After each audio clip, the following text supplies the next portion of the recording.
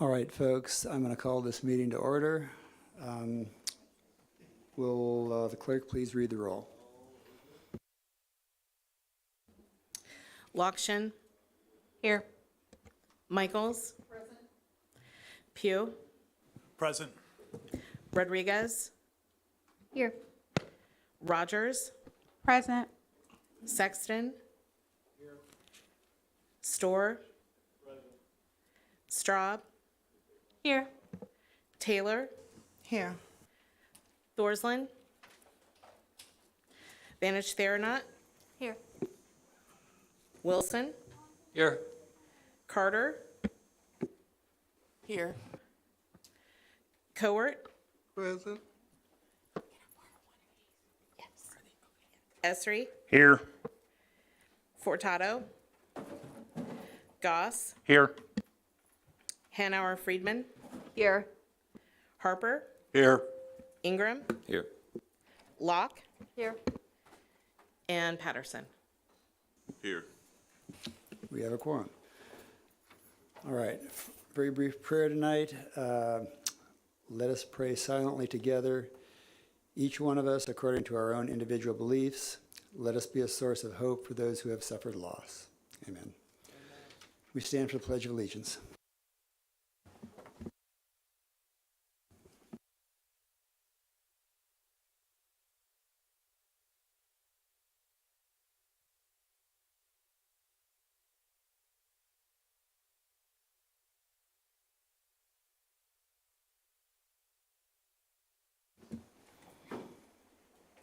Will the clerk please read the notice of the meeting? Notice is hereby given that a regular meeting of the County Board, Champaign County, Illinois, will convene on May 18th, 2023 at 6:30 p.m. in the Shields Carter Meeting Room, Brookins Administrative Center, 1776 East Washington Street, Urbana, Illinois, in said county for the purpose of allowing and ordering payments of claims against the county, receiving and acting upon reports of committees, and such other matters as may be brought before said meeting, which said meeting shall continue in session from day to day until the completion of said business.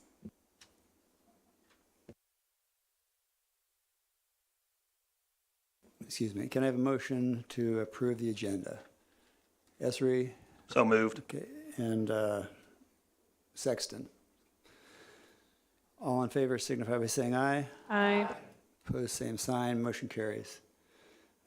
Time and date of the next regular meetings posted in the agenda. Public participation. I have 2 sheets. Does anyone else wish to fill out a sheet? Okay. Jim White, please come to the front table.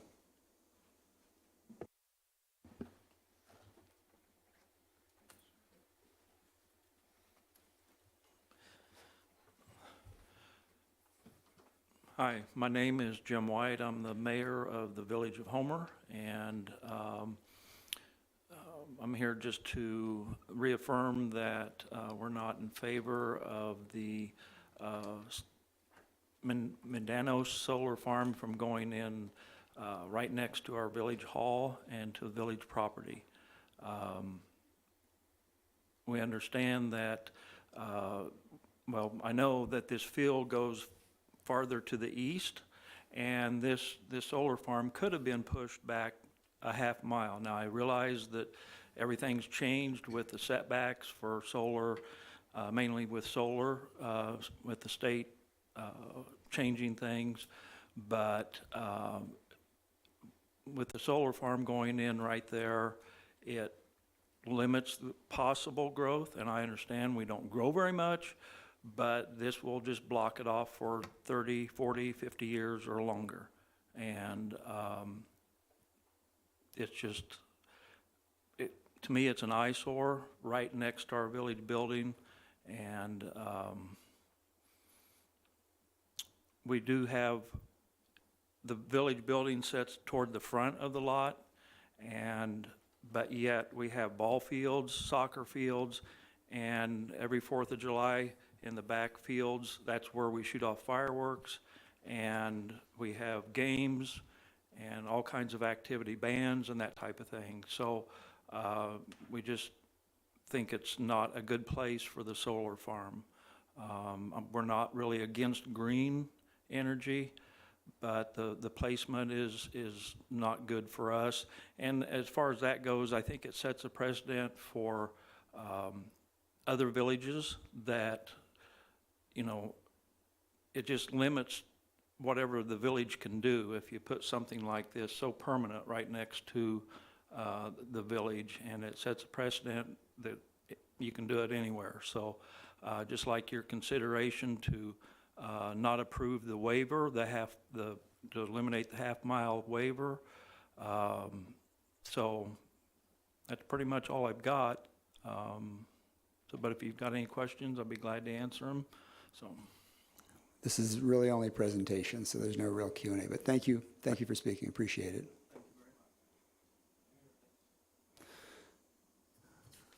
All right, next up is Kiera Gavin.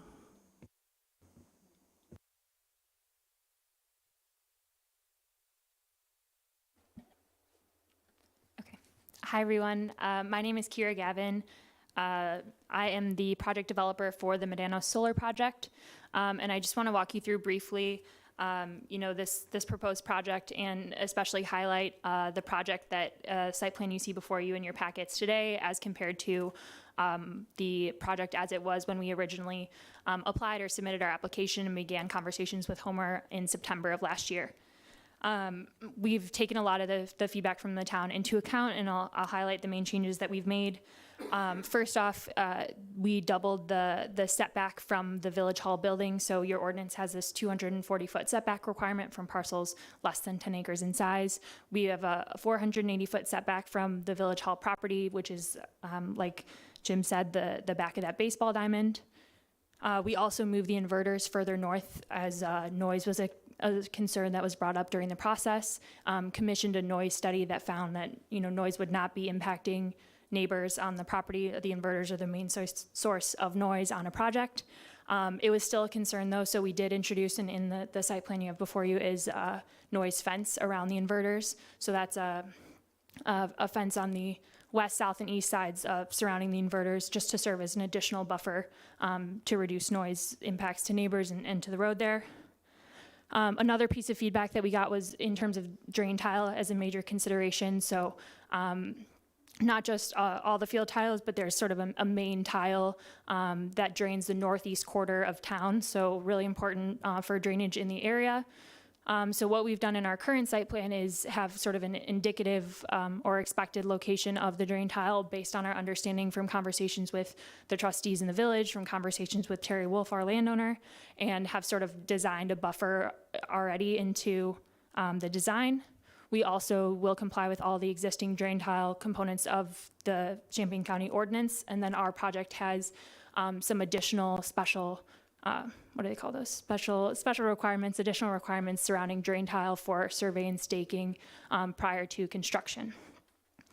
The other two elements I'll mention as, visual, as you heard, was a concern about the project. We did introduce a vegetative screening buffer along the whole southern portion of the project. And then the final change that we made was we were able to get Ameren to agree within our existing interconnection application to move the interconnection poles that hold the equipment that's required to interconnect a community solar project to the distribution scale grid or the distribution level power lines along the road, to move those north on the property about 1,000 feet. So instead of those being right along the road where folks would see them when they're driving in and out of the village building, those are set back kind of behind the baseball field further north on Terry's property. So yeah, in conclusion, I think we've done our best. We've accommodated every change that we could for the project to feasibly interconnect at this location and to be, a good, well-designed neighbor. This is a pollution-free, noise-free project that will add green energy to the grid, as well as introduce tax benefits, community solar subscription savings to the community. And I hope for your support for the Medano Solar Project today. I'm happy to answer any questions later when you are reviewing the case. Thank you. Thank you. Seeing no one else coming forward, I'm going to end public participation. Can I have a motion to approve the consent agenda? Okay. Leah Taylor, second, Jen Straub. All in favor, please signify by saying aye. Aye. Opposed, same sign. Motion carries. Oh, I'm sorry. Thank you, Kyle. Will the clerk please read the roll? Lockshin, Yes. Michaels. Yes. Pugh, Yes. Rodriguez, Yes. Rogers, Yes. Sexton, Storr, Yes. Straub, Yes. Taylor, Yes. Vanich Theranot, Yes. Wilson, Yes. Carter, Yes. Cowart, Yes. Esri, Yes. Goss, Yes. Hanauer Friedman, Yes. Harper, Yes. Ingram, Yes. Locke, Yes. Patterson. Yes. Thank you. Are there any communications from members of the board? Go ahead, Jeff. I have two. Number one, thank you, Mr. Chairman. This is National Police Week. And tomorrow, Friday, at 9 a.m., the Champaign Police Memorial Ceremony will be held at the West Side Park to honor law enforcement officers from around the world who have died in the line of duty. They will pay a special tribute to Champaign police officers Thomas Dodsworth, end of watch July 1913, Robert Tatman, end of watch November 1967, and Christopher Oberheim, end of watch May 2021. They paid the ultimate sacrifice while serving the Champaign community.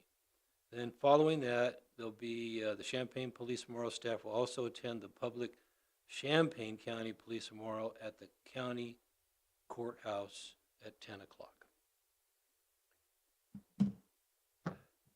Anyway, thankful for all the police officers that serve us, keep us safe, and for those that actually paid the ultimate price. There was actually quite an article in the News Gazette about Mr. Oberheim's partner and the unbelievable stress he's going through, living through that event, and still today. So the second item is Diane and I had the pleasure of attending the Veterans Assistance Program on Tuesday.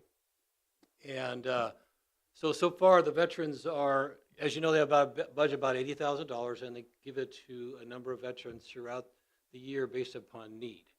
And so far they've supported 181 veterans and $35,000 so far, so that's really a wonderful program. And the other announcement, oh, and also I just wanted to really thank Steve Summers and Michelle Jett. So they also showed up Tuesday night and talked about the change in the program. I don't know if we're all aware there's a change, right? The state has said, congratulations, you have this program, and we're supposed to figure out how to navigate through it. But of course, there's a way to support the veterans and also support the county budget. And we had a number of discussions Tuesday night about that. And then on top of that, our very own Brad Gould is retiring. And his retirement ceremony is on the 31st. And his replacement is here, Dave Murphy. Dave Murphy. He's a 20-year veteran, Thank you for the service in the U.S. Navy. Yay, Navy. I was in the Navy too. Go Navy. Yeah. So anyway, thanks, Dave, for stepping up and being the new superintendent. And Brad, thank you very much for all your service.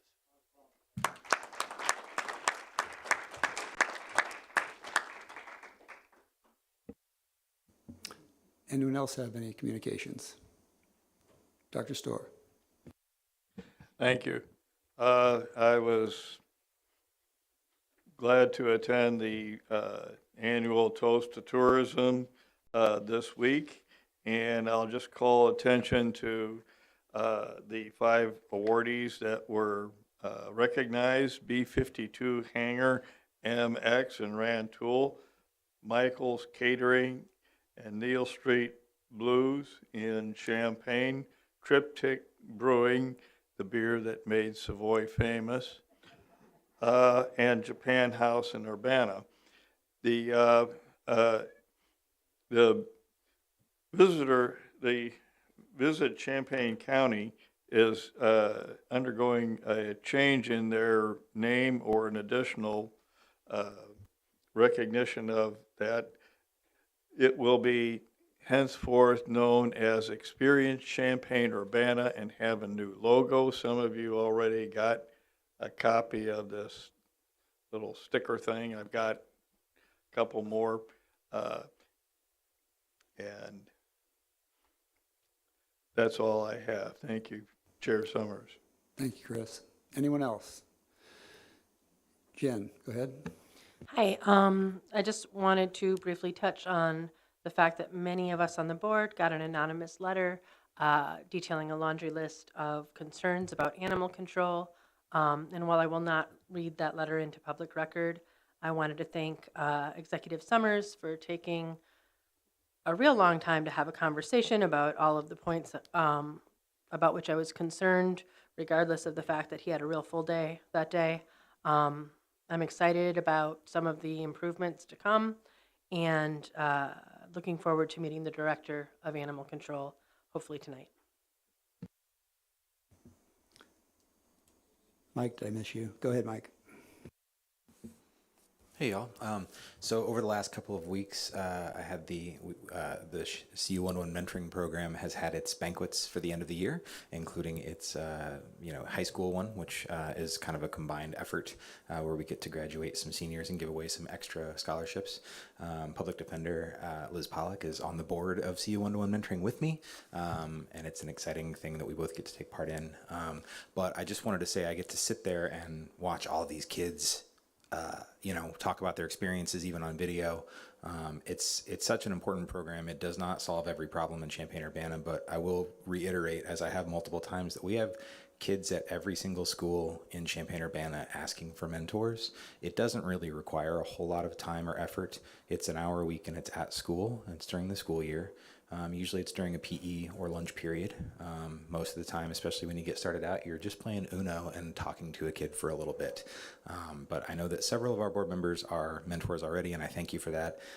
Anybody who's interested in that might be watching at home or here in the building, I'd be happy to give you any information about that. But my mentee, who is just about to graduate, he just went to prom, and he's graduating next week from Central High School, is just an absolutely killer kid, and I cannot wait to see what happens to him in the future. So it's been a really great experience to be his mentor, and I'll probably take a year off and then re-up with a new mentee because we just have so many of them waiting. But please do get a hold of me if you have any questions. Thank you, Mike. Go ahead. As I think most of us are aware of, the county has been involved in a lawsuit against the different aspects of the opioid industry, and we've already received a substantial amount of money from the settlements, and there's still more to come. We've had some small group meetings with some of the local stakeholders to kind of try to figure out where that money can go best, and including the sheriff's office and the coroner's office. Essentially, it's my goal next month to form a task force to hear from these different stakeholders and decide, how to best spend that money. As far as, I guess my ask to Aaron is if you could get me a list of 3 people in your caucus who would be willing to serve on that, just like any other task force, will probably be once a month. I'm not sure exactly how long it will go for. As far as how many meetings, but I think it's definitely something that we need to, have some public meetings about. Oh, also, it's Leo's birthday.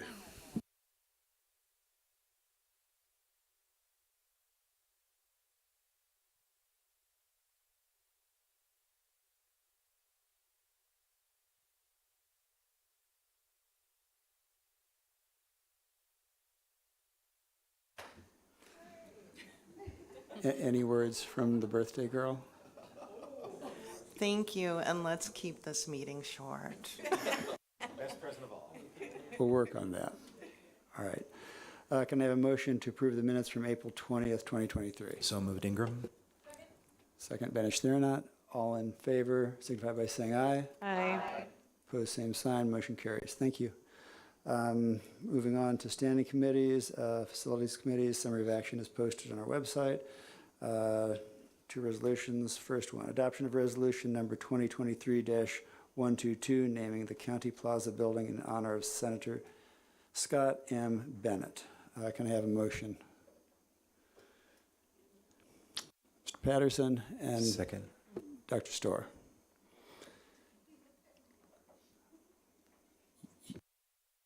You do sit right next to him, too.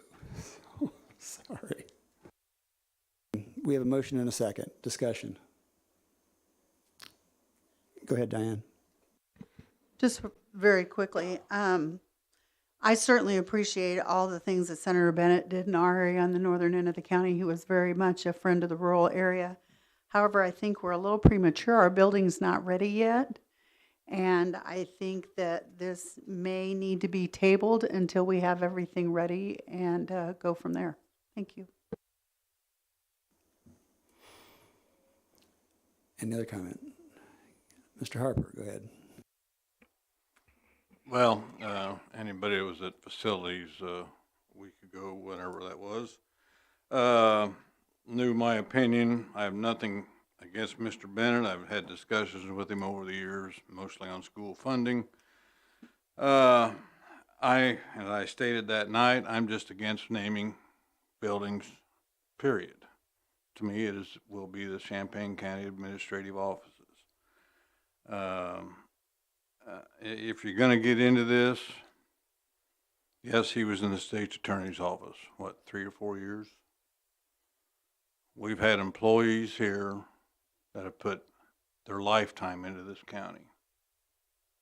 And as I mentioned that night, one in particular that I first met in 2012 when I ran for this board, put in 40 years, 18 as our county administrator.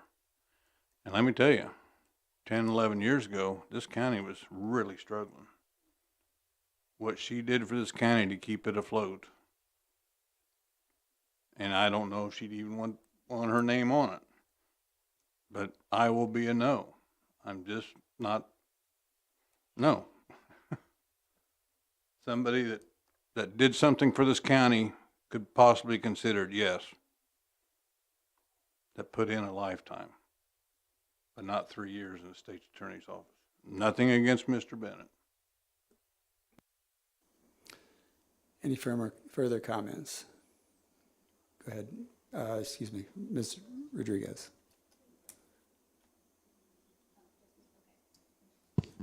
I think this is completely appropriate and the right thing to do for many reasons. I understand the year argument, right? How many times or how long he has served. But Scott Bennett stood out singularly as a skilled lawmaker, and that's a rare thing. Somebody who can, and by that I want to put a particular standard, somebody who can carve out an area on a particular policy issue, and I don't want to say make it their own, but make them irreplaceable, right? To the point like where we feel their absence so strongly on something. And one of those issues is soil health. And I don't think I'll get any argument from the other end of the aisle on this one. He was incredibly helpful in getting Illinois Soil Health Week passed, for example. On any opportunity to speak on environmental issues in our county, Scott Bennett was there. He did the hard work of educating people on why it matters. And again, in my own conversations with people who work a lot on environmental issues, say like, for example, the Illinois Environmental Council, his absence is felt. So again, if not for the length of time served, for his skill at representing our county in particular, I also just want to underline the presence that he had in this county being completely undivisive. Truly a blessing. And I'm an atheist, but whatever. I use the word anyways. I was raised religiously, but I mean in the best sense of the word, something like an investment in this community. I was lucky enough to tell him what I thought about him just before he died. And again, this is something I'm excited to support, and I'm excited to have this building named after him.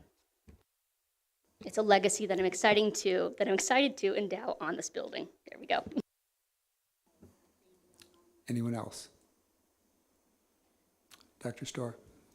I'd be glad to speak on behalf of naming this building for Senator Scott Bennett. I was lucky enough to work with him on issues regarding the Muhammad Aquifer and protecting the sole source of water for this area. Scott was knowledgeable, very attentive in learning, and attended nearly all, attended quite a few of the Muhammad Aquifer Task Force meetings that set an architecture that will help, we hope, sustain the quality and quantity of water in our community. I know that he kind of also advocated for autism and mental health issues. I was very impressed and pleased to work with him, and I think this is a fitting remembrance for somebody who devoted their life or devoted their career to serving all of our area. Thank you. Anyone else? Go ahead, Samantha. Just sitting here, hearing all the good things that Scott Bennett did for our community.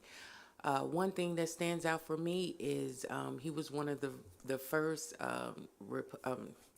politicians that were vocal. I was going to say Republicans. Ain't that about something?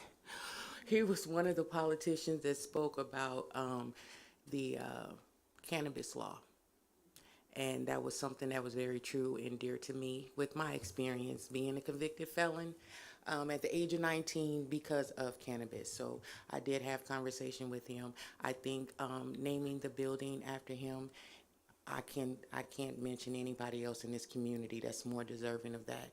He fought on all hands with everything for everybody. You know, it wasn't because you're a Republican or you're a Democrat. I think he stood for what's right in this community, and that's why he was so well loved. So I will definitely be supporting this. Thank you. Go ahead, Jeff. I appreciate Emily's discussion. And I could feel the emotion and the sense of pride that our community has for what Scott Bennett has accomplished for the community. And I understand emotions, how sensitive they are, especially when there's a recent loss and it becomes poignant, and we all like to focus on that recent loss. I mean, I myself just lost my uncle after taking care of him for 19 years. So I understand that. And Steve lost his father. I guess my challenge is this. This county was formed in February 1833. That's about 190 years ago, I think, if I do my math right. So I could do differential equations, just subtraction and addition I'm really bad at. So anyway, 190 years. So over the 190 years, has there been significant people in the county of Champaign that have made a significant difference that carries a legacy with it? It's a wonderful honor to name a building after somebody. But I'm wondering, were there other names considered besides Scott that had a significant impact on the county? I don't know. I wasn't part of that selection committee. So my question really is, isn't it more prudent? Why couldn't we just figure out who are the top 5, top 10 individuals that made a significant impact on the county and then choose that individual? That's my consideration. I understand the emotion. I understand the significance that Scott provided over the last couple of years for our county. But is there anybody else over the last 190 years that's contributed significantly to the county? Maybe not. I don't know. So that's my consideration. Anyone else have any comments? Seeing none, this will be a voice vote. All in favor, signify by saying aye. Aye. Opposed, same sign. The ayes have it. Moving on, adoption of resolution number 2023-123, authorizing a building purchase agreement between the County of Champaign and the Champaign County Humane Society. Can I have a motion? Ms. Lockshin? Ms. Locke? That's going to be the next question, yeah.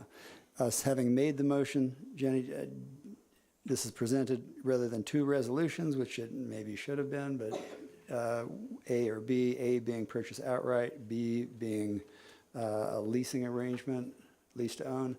Which option is your motion pursuant to, I guess?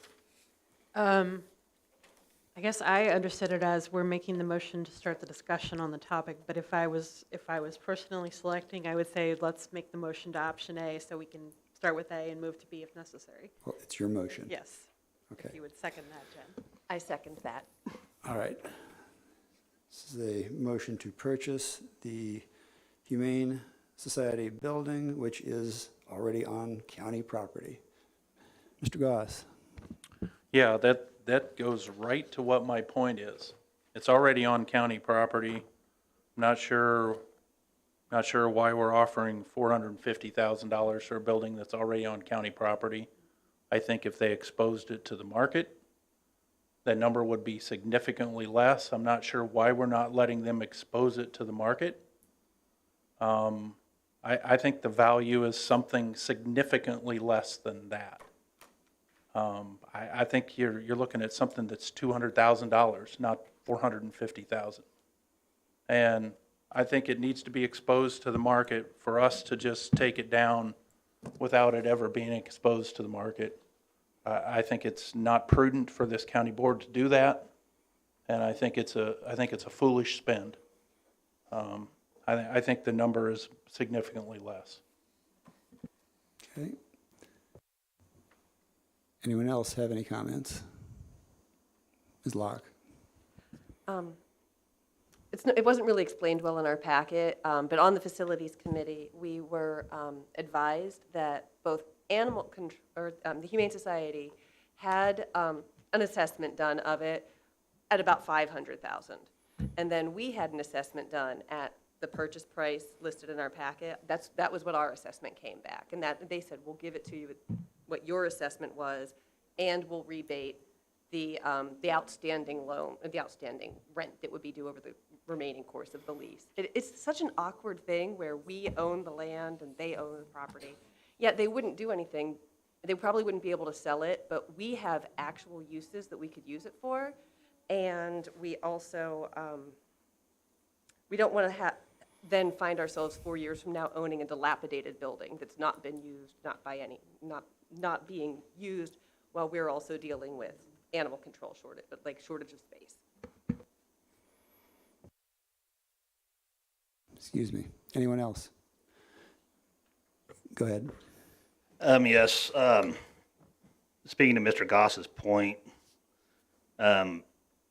okay, and Ms. Locke's, your mentioning of the assessments. Assessment doesn't necessarily equal market value. Again, expose it to the market, see what the actual market value is.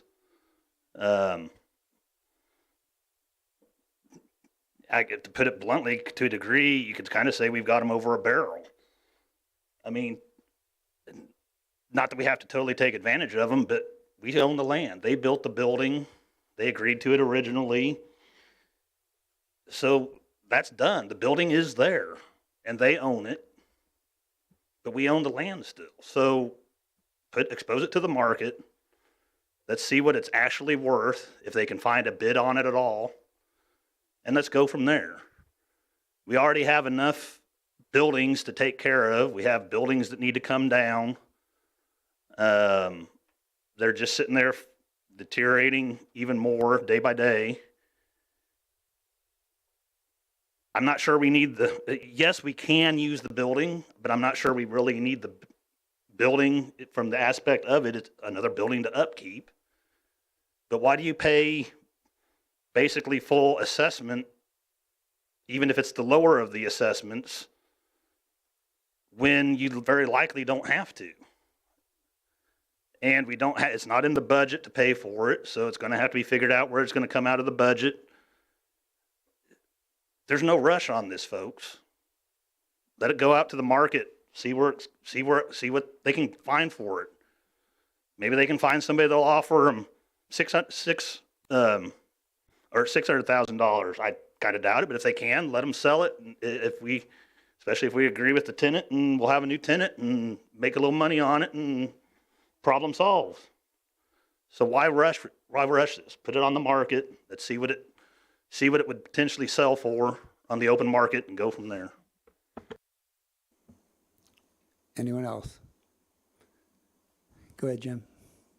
Yeah, I assume it was an appraisal, two appraisals, not assessments. Yeah, so if you've ever read every word of an appraisal is an estimate of value. It's an appraisal that uses comparables.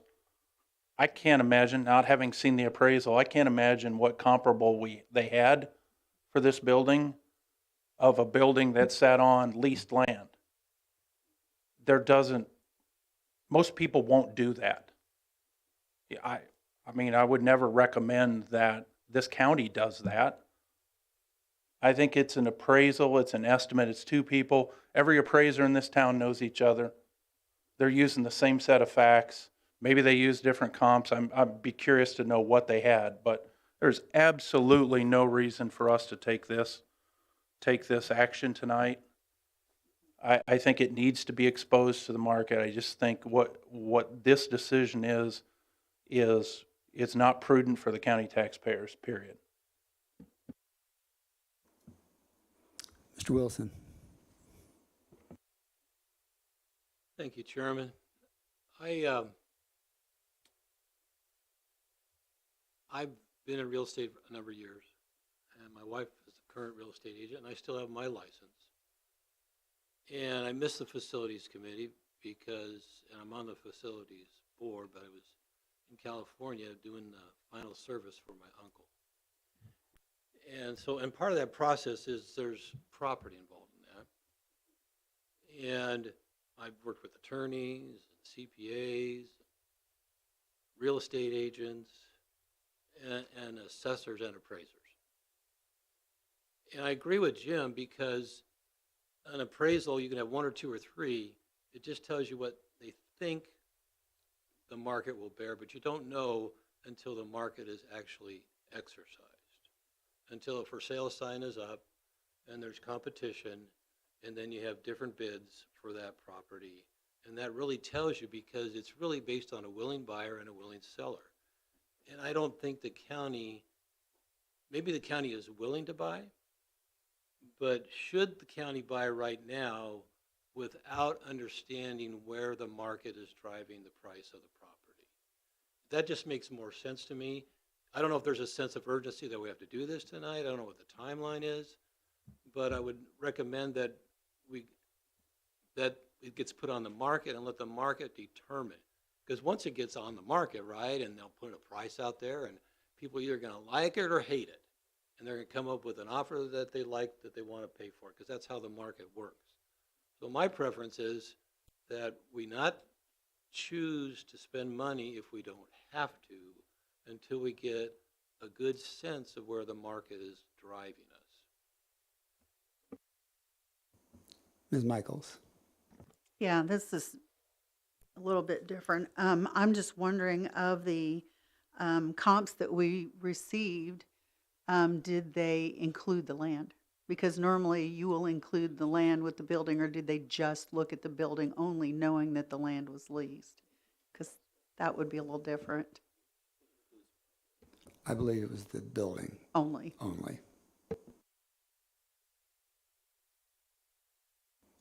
Anyone else? Ms. Rodriguez? I more have questions. First, the sense of urgency. It's my understanding that one bit of this is because we're in the summer, right? And we already have a longstanding issue with exposing, especially the cat unit, right? I mean, I know that Diane toured it to heat. Is that part of the timetable issue? I'm not going to really speak to a seasonal issue on it, no. Okay.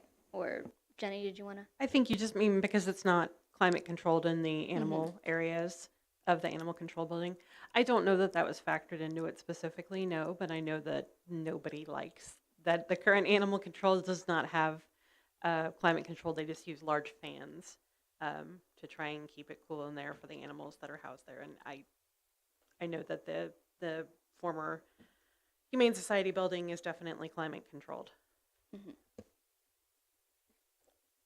And then I just wanted to open it up for an opportunity maybe to speak to the issue of the timing in general, if that's not the issue, if there's not that sense of urgency.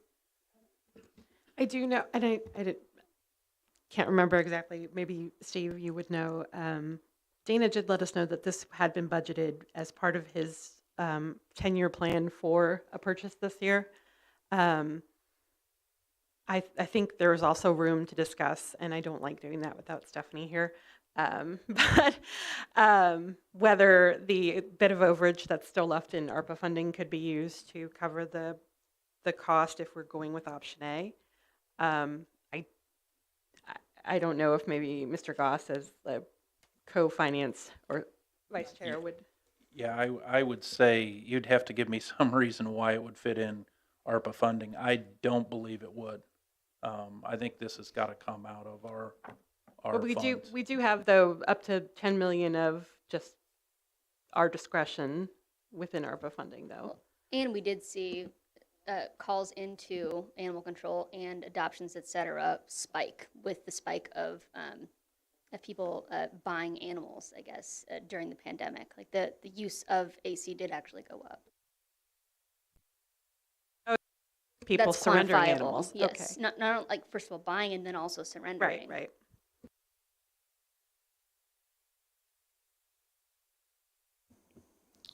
Any further questions? Stan, go ahead. I think, or I'll make an motion that this be tabled. I don't think we're on such a strict timeline. And I'm on the facilities committee with Jen. And I've heard some great ideas. I'm not a real estate expert, but yes, let's see what people want to give for this thing. Hey, maybe you get it bought for $200,000. I mean, yeah, I mean, maybe you can put a deal there if you put it on the market that we can match the offer if we want it that bad. But I would make a motion right now to table this until there's been too many questions raised from both sides to make a good decision on this, Steve. Second.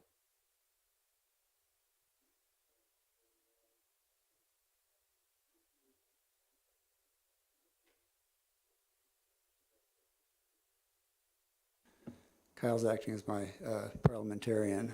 We have a motion and a second to table. So let's have a voice vote on whether or not to table. You should discuss it. Oh, excuse me. I All right. for one, would like to hear from the county executive on this. I'm sorry, say I would again? like to hear from you.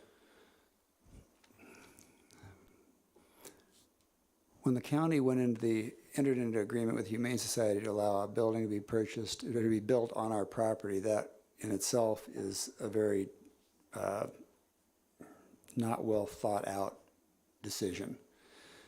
I can understand the desire to put it on the market, but it's fairly complicated by the fact that we have veto rights over who can purchase it. In terms of where the money's coming from, though, Aaron, it's in the facilities budget. That money is there, so it's not like it's going to be coming out of general revenue funds. I know that the current animal control facility is not adequate. been spending way more time on animal control than I had thought that I would be when I took this job. I was very much hoping that Jerry would be here tonight so that he could speak to us, but unfortunately he is still out on duty because we are still down to one warden, and as director he is doing field work, so he is not going to be here with us tonight barring some kind of a unexpected change in his schedule. Maybe Jerry could speak to the facility needs better than I could. Animal control has been a difficult portion of Champaign County government for the last few years, and the facility that they have is not helping them. It's up to the board, though, to decide whether or not to purchase the building or to purchase it at this time. So, go ahead, Stan. Well, I mean, there's been a number of questions and good views from both sides. I think, and I don't know what Jan's schedule is. I'm getting caught up on farming. I'd be very glad to sit down with Dana, somebody from finance, Jan and I, and from facilities, and see what ideas Dana might have, along with your ideas, Steve, and what we've heard tonight. I'd also like to hear from, I'm kind of jumping in the order, but I saw Michelle with her hand raised. That was where I was going. Michelle, did you have something you wanted to add? Yeah, I just wanted to say, just since Jerry can't be here tonight, a couple of things. It is very important that we maintain a working relationship with the Humane Society.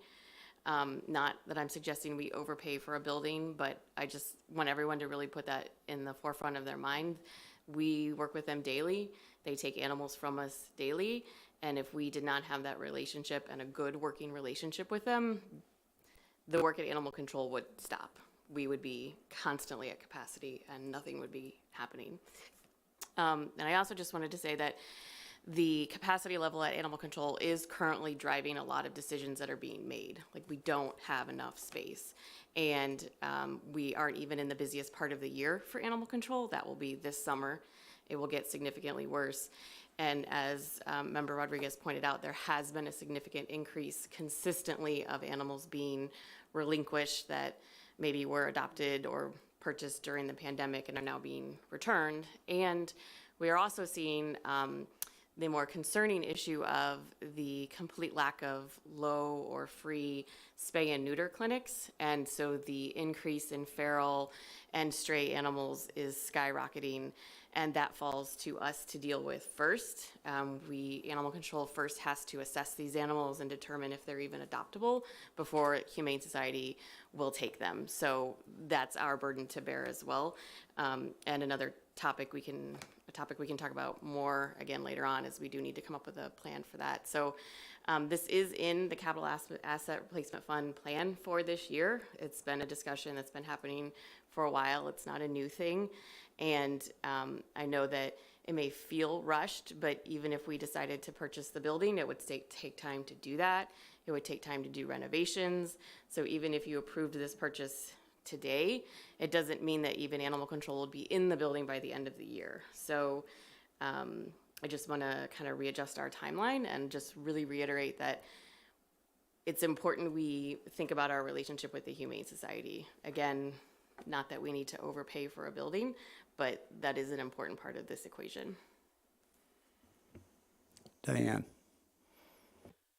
In support of tabling this, even if it's for 30 days or whatever, then we would be able to look at the option for purchase and lease. I mean, maybe we lease it for a little while and then we end up purchasing it because of the relationship that Ms. Jett was talking about. But I just think that there's a lot of unanswered questions, and if nothing's really going to change that much for 6 months or something, I don't think a month further down is going to hurt us if we do a little more questioning about this.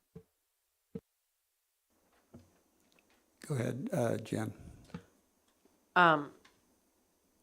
Not to really comment on whether or not we should take 30 days or not, but I think that as we're pondering this, whether it's tonight or 30 days from now, it sounds like this is a legally complicated issue because of the way things have been arranged before all of our times, hopefully. And And in a situation like that, you kind of also need to weigh the potential legal fees of any kind of mess in all of this. And I just wanted to put that on the table.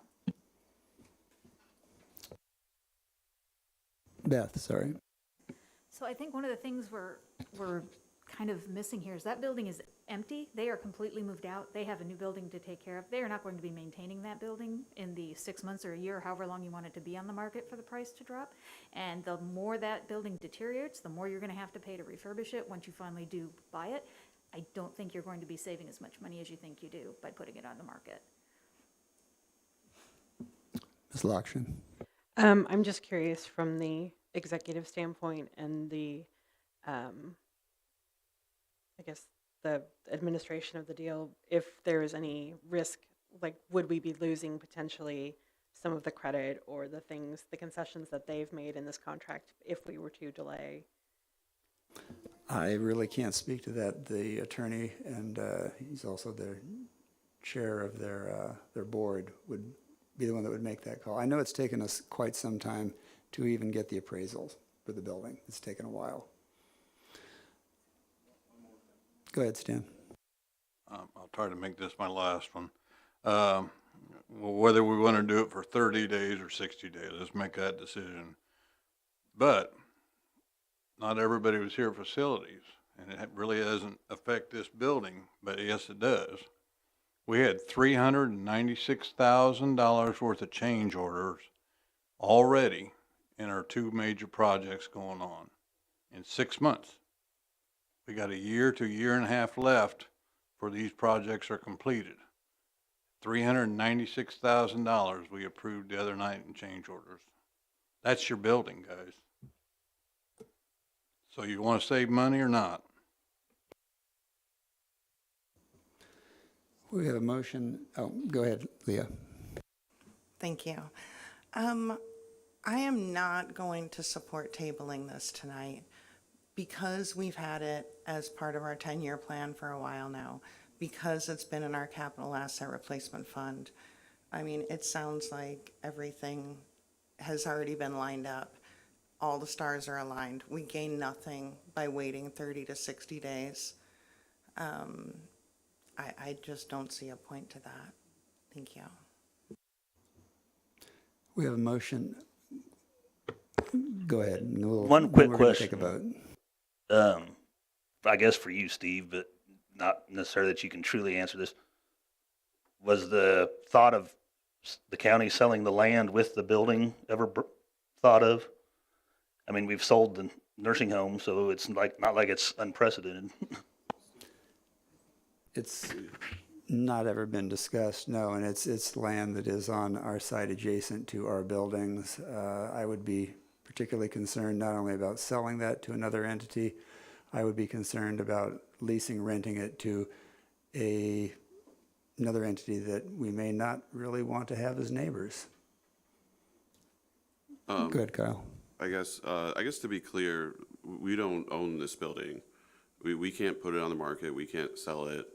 And another point is that I don't know if we can lease land to a for-profit entity.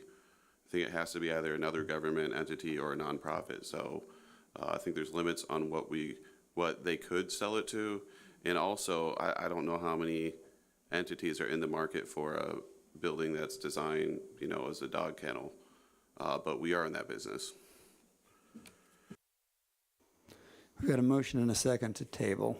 So I'm going to ask for a voice vote. All in favor of tabling, please signify by saying aye.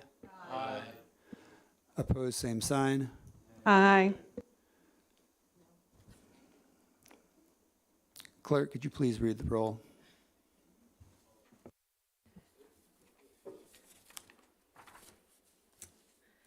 Lokshin, No. Michaels. Yes. Pugh, No. Yes. Rodriguez, just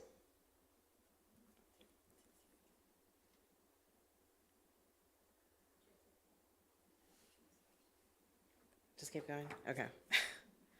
I guess the question is everybody clear on what you're voting on? Okay. Rogers, Yes. Sexton? Store? No. Straub?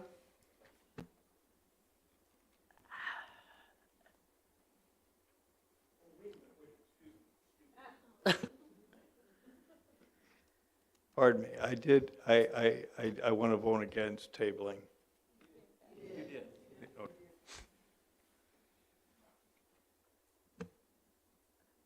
Do we know how much we're tabling for 30 days, or we have not determined that?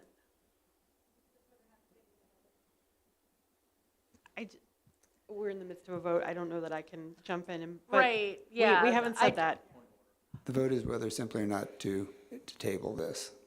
It would not be, it would have to come up at another board meeting. Then no. Okay. Taylor? No. Vantage Theranot? No. Wilson? Yes. Carter? No. Cowart? Yes. Esri? Yes. Goss? Yes. Hanauer Friedman? No. Harper? Yes. Ingram? No. Locke? No. And Patterson? No. I believe I counted 8 to table, is that correct? No. 9 to. Okay. Motion fails.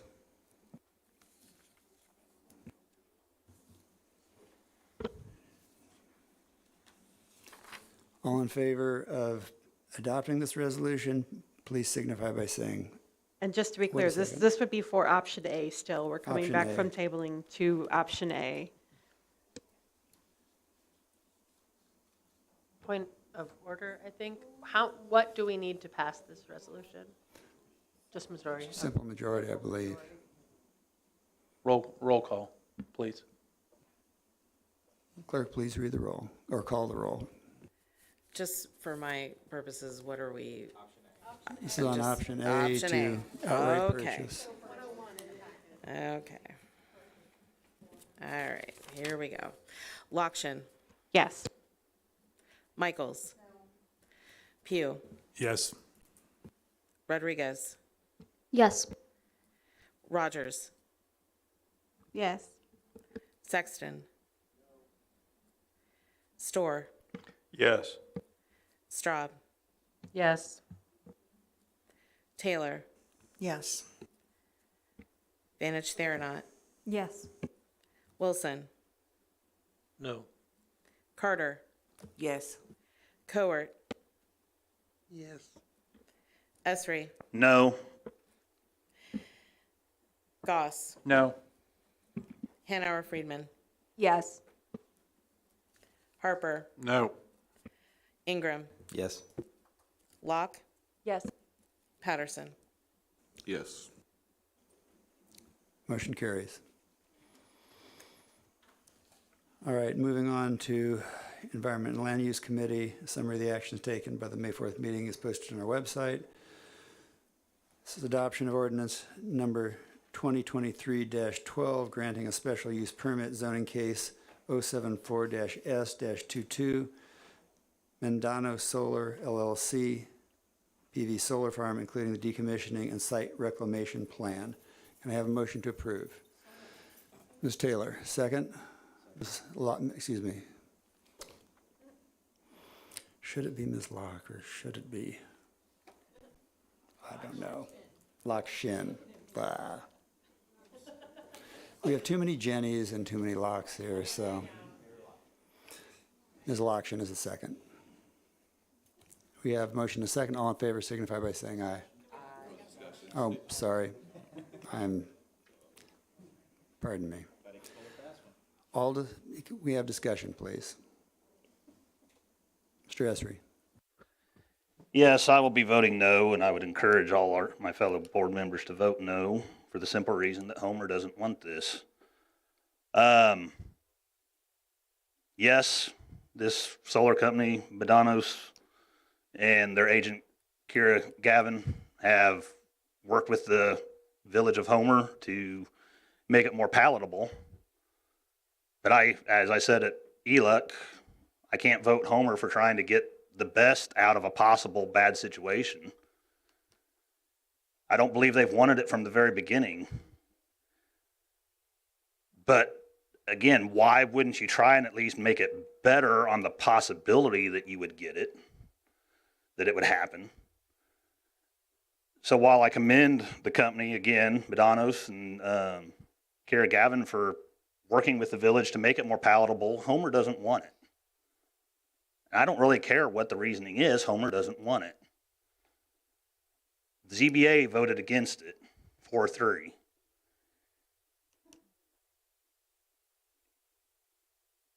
So, and it wasn't unanimous at ELUC, obviously, or it would have been on the consent. So, to basically force this on Homer is not a good idea, in my opinion. They don't want it. They shouldn't have to live with it.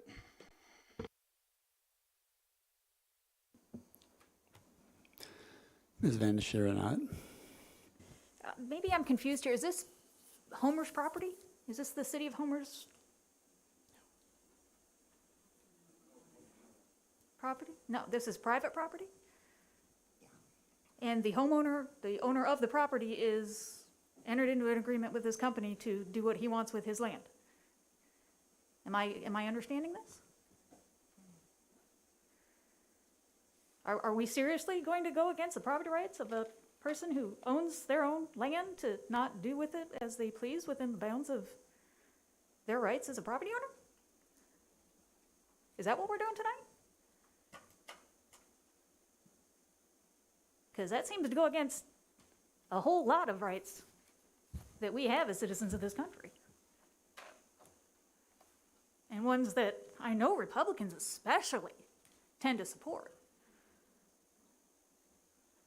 I mean, this company's pretty much bent over backwards doing stuff they legally did not have to do to make this as pleasant a transaction as possible. But at the end of the day, this is not their call. This is the property owner's call. This man wants to farm his land. He wants to farm solar instead of pigs or corn or wheat. It seems to me that's his right. Ms. Taylor? Beth took all of my thunder.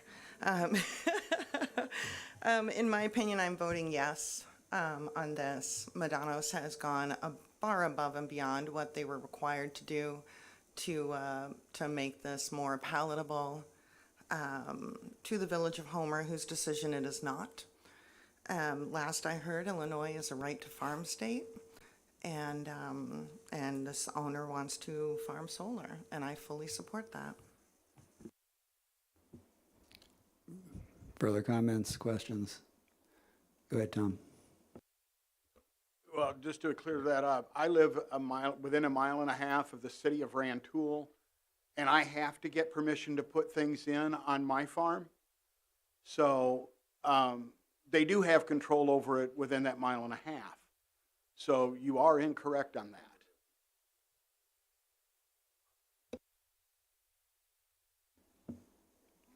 Further comments, questions? Ms. Rodriguez? I know I'm not going to swing the vote here, but I will be voting no on this. And I just want to push back on a few arguments that I've heard from my own side here. And this is just from me. I have issues with the idea of owning land. The point that I want to make here is that no land exists in isolation. What you do on your farmland, what you do on your land affects your neighbor. If you want to dump chemicals in your property, sure, I guess you have the right to do that. But that's going to affect the groundwater. That's going to flow downstream. This is just a hypothetical. We don't need to dig into it. But there's nothing exists in isolation. There's no boundaries that are respected through land. Everything affects another thing. And it's something that farmers know well and constantly have to work through. The other thing that I want to just underline here is that land ownership is not democratic. Like I don't want to get too preachy here, but I mean, just 14% of landowners or land operators actually own their land in central Illinois. This is not a matter of just any person owning land and deciding, what they want to do with it. This is a very select group of people who have a say over what the landowners or what the people of Homer are doing. So I hear the arguments. Need to push back and vote against. One more thing. The idea of right to farm. It's not the idea that just anybody can go and farm. That's not what it is. It's the idea that you can prevent your farmland from being lost. This is not democratic. I'm getting preachy here and I'm voting no on principle, and I know I won't swing it, but I need to say my piece. I see Aaron, but does anybody else wish to comment at this point? Jim, go ahead.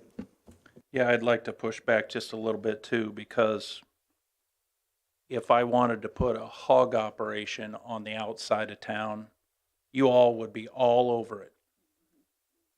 And so because it's a solar farm, we're going to be all over it. It's great. It's wonderful. We're going to farm the sun. What if I want to farm it with pigs? Guess what? I would expect the mayor to say no as well. I would expect other people to say no as well. But I assure you that the vote would be completely flipped. So let's not talk about what the right is to do this. It's within the half mile of Homer. They should have the say in it. And they don't want it. They could have moved, by the way, they could have moved this solar outside of the half mile and still been on the same landowner. They didn't talk about that. They could have redesigned it to do that. They didn't do that. They chose to put it there because it's more convenient for them. It's going to cost them less to develop it. It's the only reason that's there. By the way, that's not a single person developing this is from Champaign County either. Just like every one of these solar developers that we're about to see. They're not from Champaign County. They're going to employ some Champaign County labor, potentially, to put it up. I doubt that because we don't have an excess amount of labor here. Our people are busy. Our people are working. The electricians in this town are working hard. So I don't even think we're going to get anything out of that except a solar eyesore that's right next to the town of Homer that they could have moved out away from it. So don't give me that's right to do that, because if I want to put a hog farm there, there's no way this board would approve it. Go ahead, Ellie. Since we're getting bigger picture and talking about things that property lines don't stop or control, I'm not going to get into the details of the laws of farming, which I do not know that well, but we are in a climate crisis. And if we want to look at the big picture here, there's not going to be any land to farm if we don't do something about it. And this may be one small thing that we can do, but every small thing makes a difference. And I think I will be voting yes on this. Ms. Locke.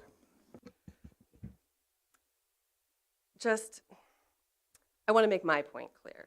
I am married to a gentleman who lives in Urbana. We own in Urbana, but he grew up on a pig farm in Pennsylvania on a street named after his family. And knowing this was coming down the pike, I talked to my resident farmer who left the farming but stands to inherit the pig farm someday. And I would put a pig farm in, or I would say yes to a pig farm if the landowner in America said, I would like to use my land for this.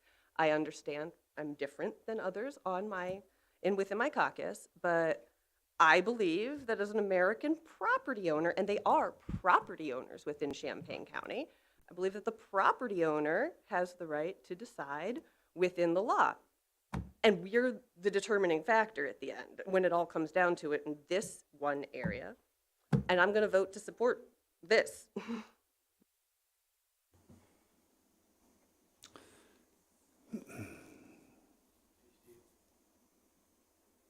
Aaron, just give me just a second. Brett, go ahead. Just want to echo the last comments as a person who actually grew up on a pig farm, so I'm okay with that. Okay, back to you, Aaron. Yeah, I have no problem waiting for people. I haven't spoke yet. No problem there. Just want to make sure you hadn't forgot me. So the idea of personal property rights, yes, personal property rights. But as Ms. Rodriguez pointed out, what you do on your property affects other people.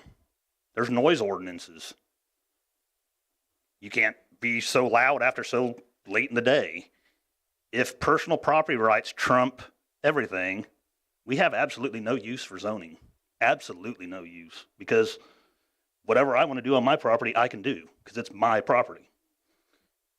We have zoning to make decisions. If you make any kind of a decision in zoning, you're going against somewhere probably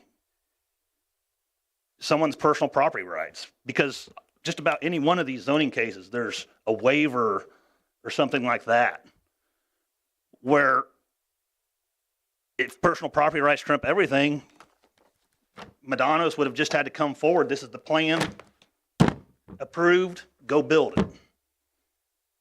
Why do we have ZBA if we don't have laws and ordinances on limiting personal property rights for the better of the whole?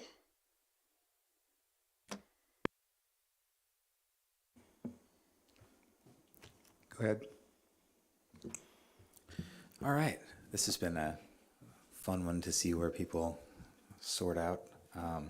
As a kid who did not grow up on a pig farm, but did occasionally spend some time on them, and who has a lot of family that are still farming in Vermilion County, I did a little calling around to ask, because every time that we have a farming issue, I like to throw it up against a couple of folks, and I asked.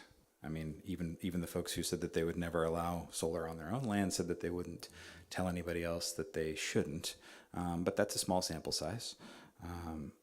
I do enjoy the kind of back and forth discussion that we're having a little bit on your property rights, not necessarily trumping your neighbors. We do have lots of ordinances and codes that we enforce, including not dumping those pollutants in the ground. They aren't always enforced as well as they should be, I would probably imagine. But if a project has come forth that is within all of those things that we already have, and I hear constantly how we have way too many laws on the books and how we have way too many codes and ordinances as it is, but if they've managed to work within those already, and then in fact go beyond that to acquiesce to a little bit of the worry from the city, township, sorry, I do understand that is a pretty good faith effort by them and the property owner. So it's kind of I literally do not know where this vote is going to go. But I do kind of want to push back. I mean, we've heard, of course, for years that solar is an eyesore and that windmills are an eyesore. And we've heard all sorts of things over the years that are eyesores and smell sores from pig farms and cattle farms and things like that too. But that's sometimes just what you have to deal with when you own in the country.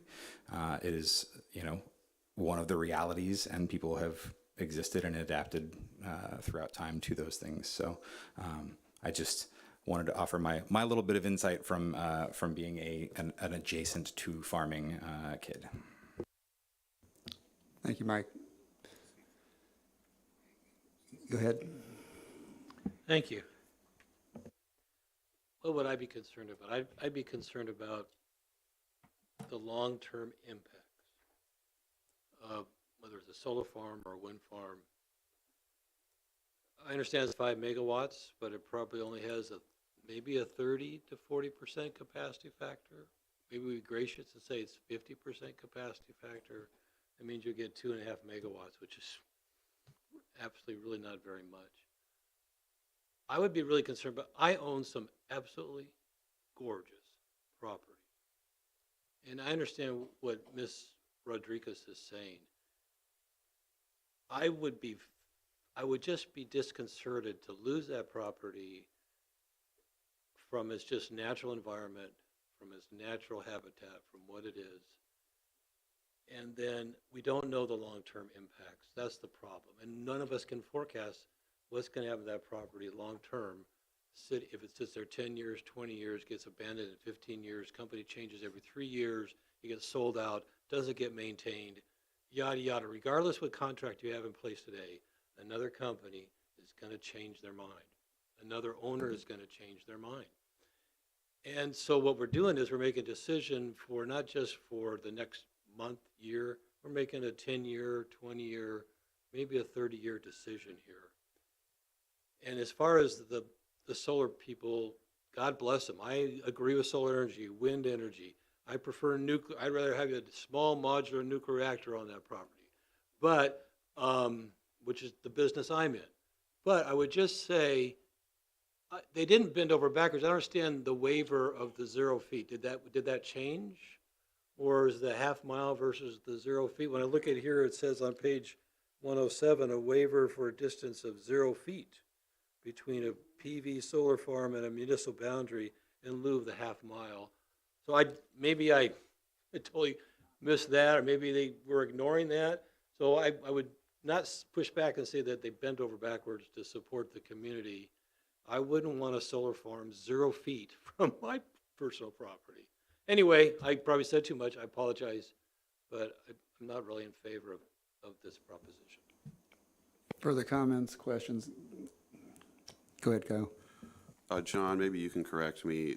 The 0 feet is in reference to the fact that the actual property, not necessarily the solar farm, is adjacent to village property.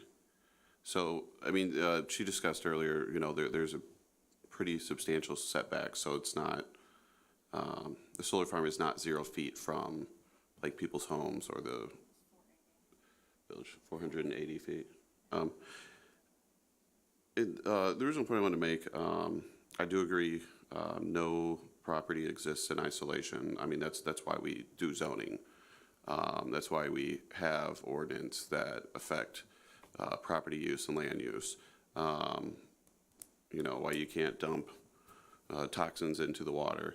But what I haven't really heard tonight is what substantive injury this solar farm is set to inflict upon its neighbors or the village, other than what, in some people's opinion, is an eyesore.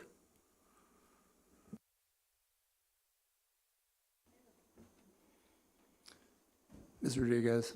Clarifying question. This is a simple majority, yeah? That's correct. Great.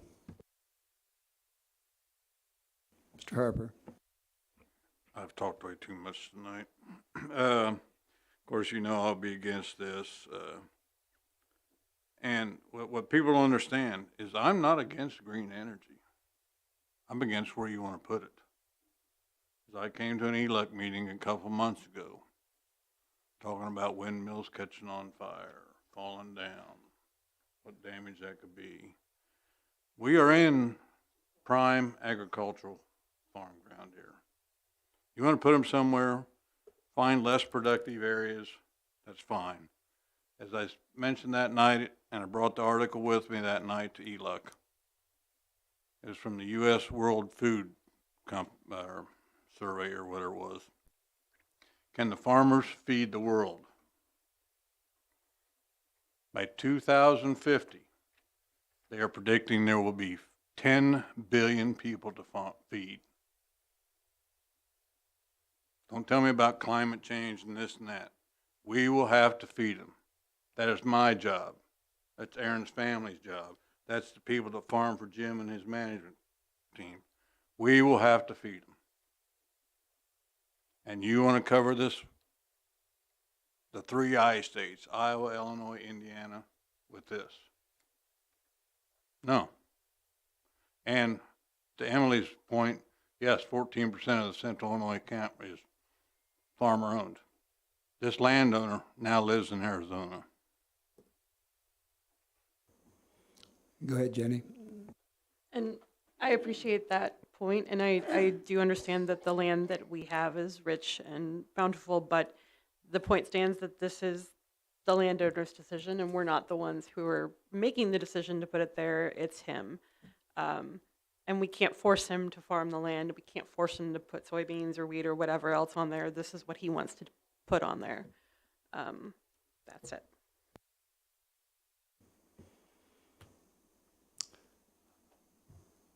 I doubt that this is not going to be going to a roll call, but voice vote on.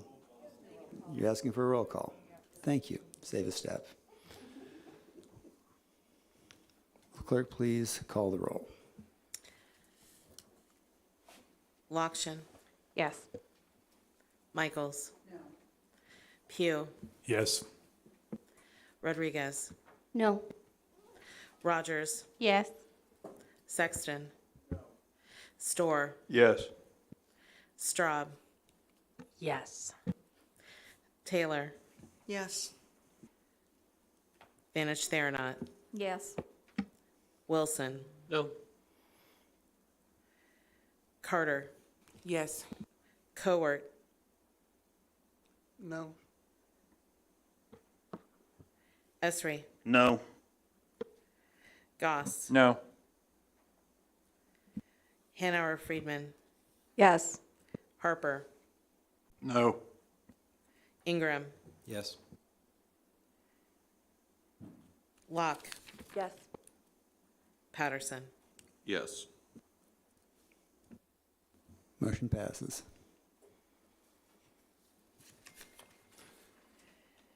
Moving on, Highway and Transportation Committee, summary of action is posted on our website.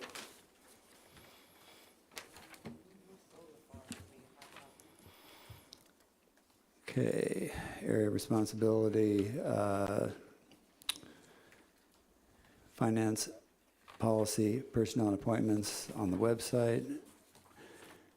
Have a motion before us, adoption of resolution number 2023-124, updating the job description for the information and technology specialist position for the Champaign County Clerk's Office. Can I have a motion? Store and Lock. Motion and a second. Discussion?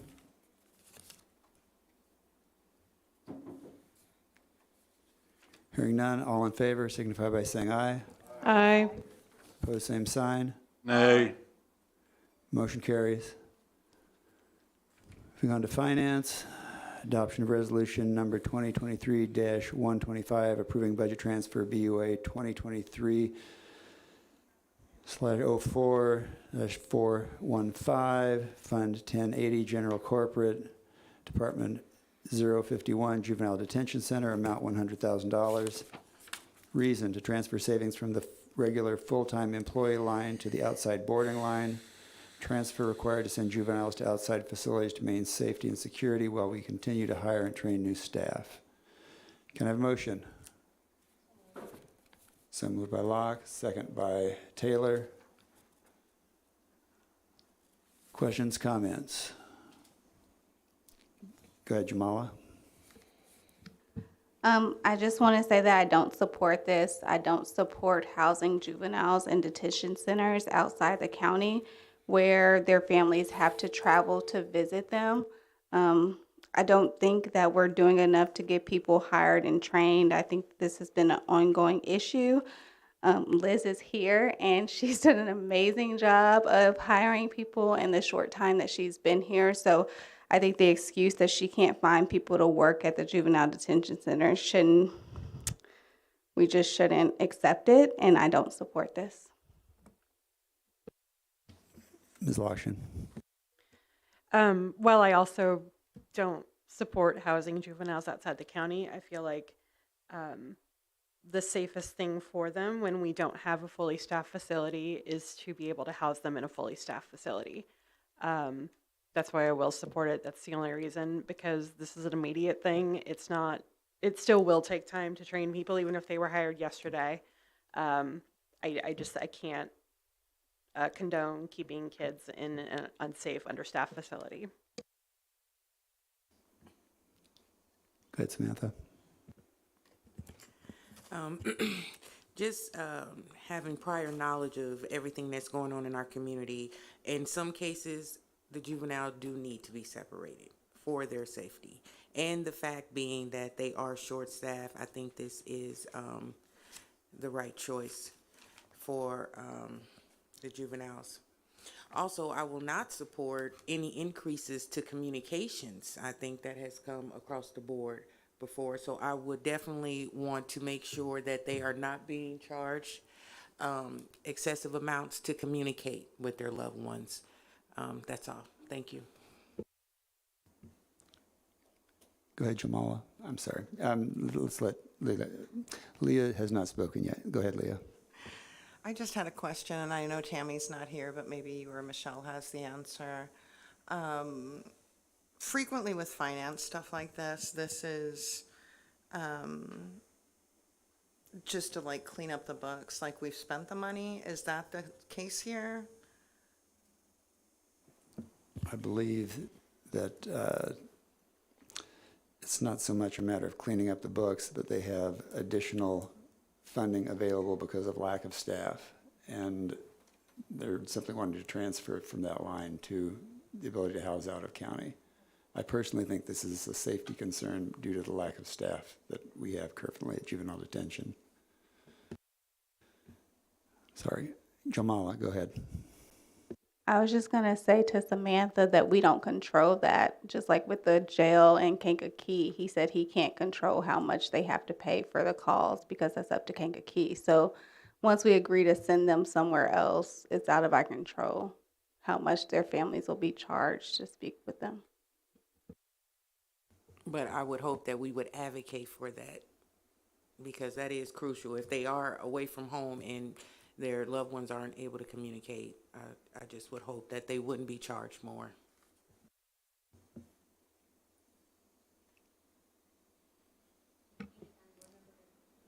I'm sorry, I'm losing who's flipping here. I'd like to hear from Michelle Jett. I was just going to Michelle. suggest that maybe a discussion and action the board could take would be to allocate some ARPA funds to ensure that there are no additional costs to any of the juveniles who are temporarily housed farther away, so their communications do not cost them additional money than if they were here. I think, I'm not promising anything, but I think that that is allowable. Stephanie has looked into that. That is an option. Okay. Ms. Locke. I just wanted to really hit home here that we've already allocated this money to safely house juveniles. And in a perfect world, we would be doing that in county and we wouldn't be sending them elsewhere. But we can't safely house them here. So we do need to reallocate the money so that we can continue to do our duty to safely house the juveniles. Okay, all in favor, signify by saying aye. Can I have a couple of clarifications? Oh, this is, I'm sorry, I even have it noted on my agenda. It's a roll call. Thank you. Jeff, did you have something else you wanted to say before the I vote? really have more of a, I want to just try to understand this better. I really understand Ms. Rogers' point, and I understand we want the individual to be safe. Are they already transferred? They're already gone. Is that right? Is that the situation? They're already there. There's three individuals there already. Okay. So really, it's a matter of, yeah, we want to have better facilities here in our county and better staffing in our county. But for the safety of these three individuals, they need a safe place, and that safe place just is not in our county. And is the money just following those individuals to care for them? Is that what that means? I'm trying to understand this. I apologize. The issue is that we don't have adequate staffing at this time to safely house them. It doesn't have anything to do with the facility. We've lost a lot of staff. They're bringing more staff on. They're training staff, but they don't have enough staff at this time to safely house them. But the children are already transferred. Is that Yeah. true? Okay.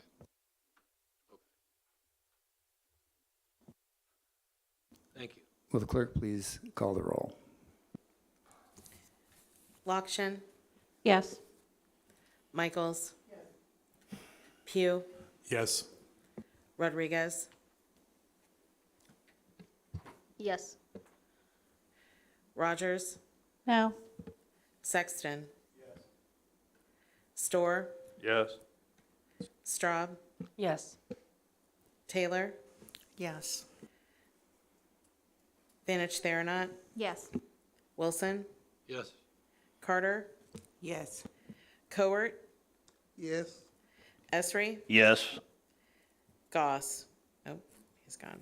Hanover Friedman, Yes. Harper, Yes. Ingram, No. Locke, Yes. Patterson. Yes. Motion carries. All right, moving on to adoption of resolution number 2023-125, approving budget transfer BUA 2023/0/04/539, Fund 1080, General Corporate, Department 036, Public Defender, amount $2,000. Reason to transfer savings from the regular full-time employee line to the employee recruitment line in order to offer a one-time relocation payment to a potential new employee. Can I have a motion? Second, Ms. Carter. Taylor, second Carter. Questions, comments? Liz is at the table without even being asked to answer questions, so. I move to unanimously approve my motion in honor of Leah's birthday. Ms. Michaels.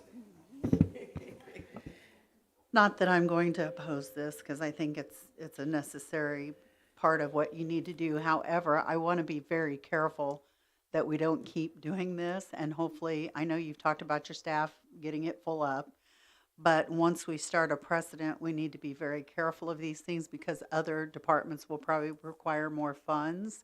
But once again, I will vote yes on this, but I just want to be very careful that we don't make this a habit and this be an exception because of the way your department is. I appreciate that. Short. And I will assure you that the only reason this is up for discussion is because of the personnel surplus that I have because of the empty positions. If this is not normally a part of personnel, this is me being creative with excess funds that are sitting there that I can use. If it becomes something that I would like to do in the future, I'm going to bring it to the board. And I'm not going to say I'm never going to ask again, but it is specifically because of the excess that I have and the need to be creative with recruitment.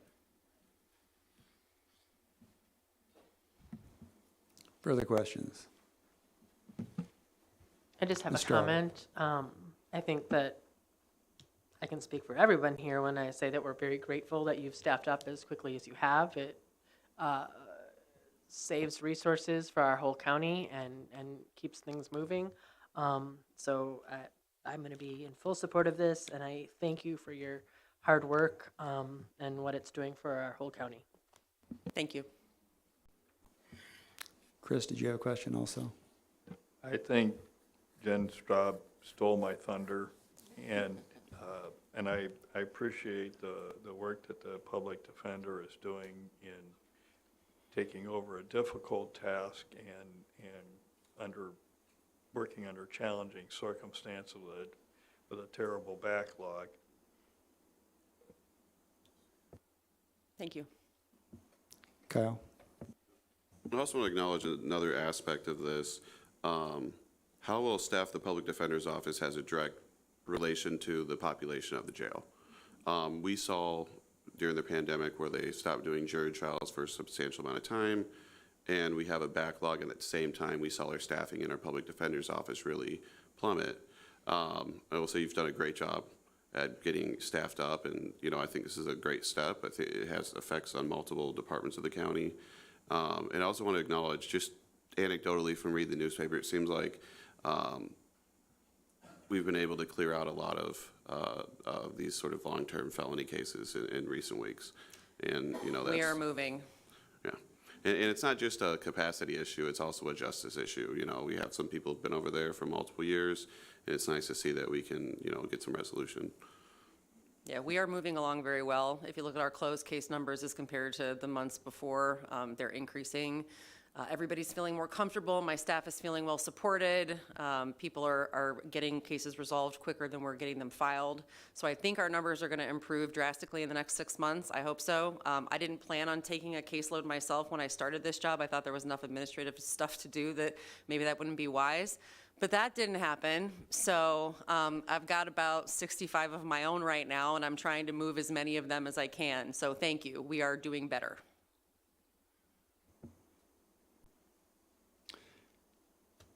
Hearing nothing more from the board, could you please call the roll? This is a roll call vote. Lokshin. Yes. Michaels. Yes. Pugh. Yes. Rodriguez. Yes. Rogers. Yes. Sexton. Storr. Yes. Straub. Yes. Taylor. Yes. Vanich Theranot. Yes. Wilson. Yes. Carter. Yes. Cowart. Yes. Esri. No. Hanauer Friedman. Yes. Harper. No. Ingram. Yes. Locke. Yes. Patterson. Yes. Motion carries. Moving on to new business, adoption of resolution number 2023-127, authorizing payment of claims. Payment register is available on our website. Can I have a motion to approve? So moved. Vanich Theranot. Second, Straub. Questions, comments? Hearing none, all in favor signify by saying aye. Aye. Opposed, same sign. Motion carries. Adoption of resolution number 2023-128, purchases not following purchase policy. Can I have a motion? Vanich Theranot. Second, Carter. Second, Carter. Questions, comments? All in favor signify by saying aye. Aye. Opposed, same sign. Motion carries. Adoption of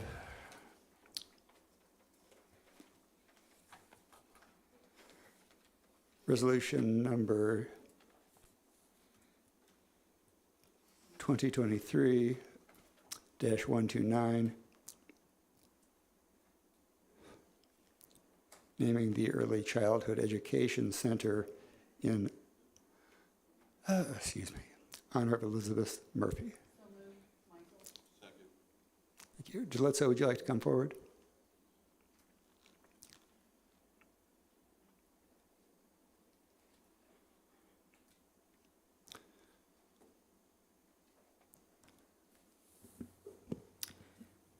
Thank you, Mr. Chairman, members of the County Board. I'd like to begin by thanking you for purchasing this facility on behalf of the children and families of Champaign. We will be closing on this facility, I believe, on June 15th, and I think you'll be proud of the investment that you've made in this facility with ARPA funding.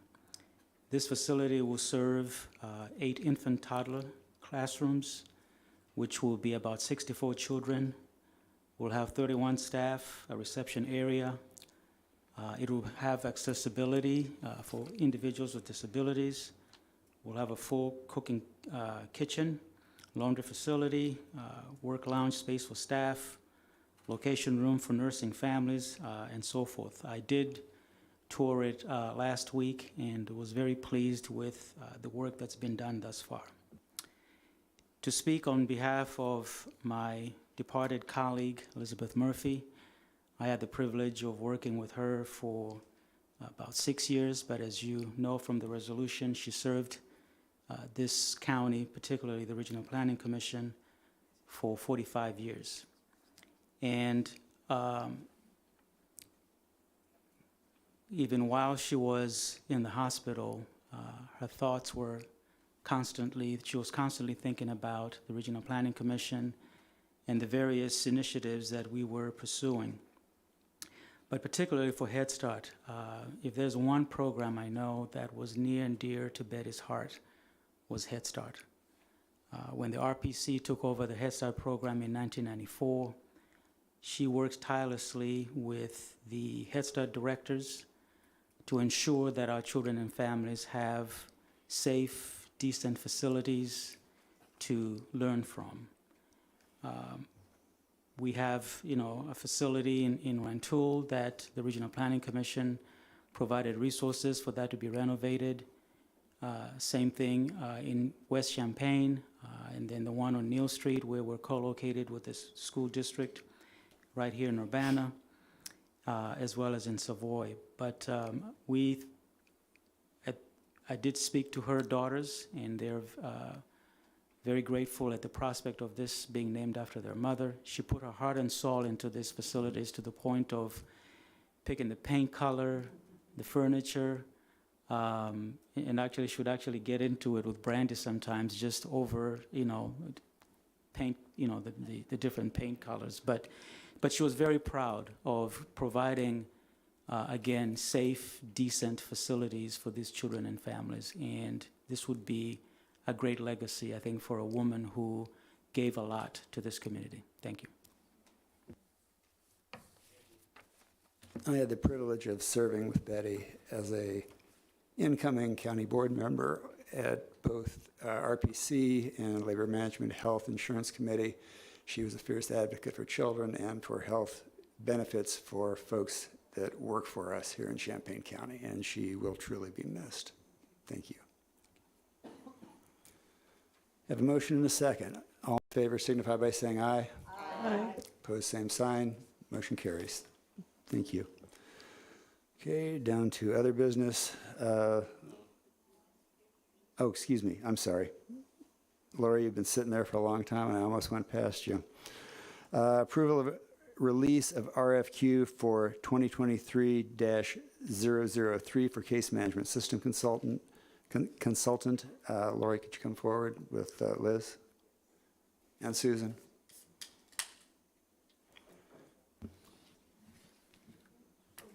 Got a motion from Mr. Esri, a second, please. Second, Lakshan. Ms. Lakshan, thank you. Motion a second. Folks have questions for this trio of folks with regard to this RFQ. I got a comment. I would like to say publicly thank you to all of the department heads in the Justice Network in this county. This proposal has been pending for over a year and a half at this point, and nobody just got it together to put it in writing and put it forward. And we have now done that due to the coordination between all the departments.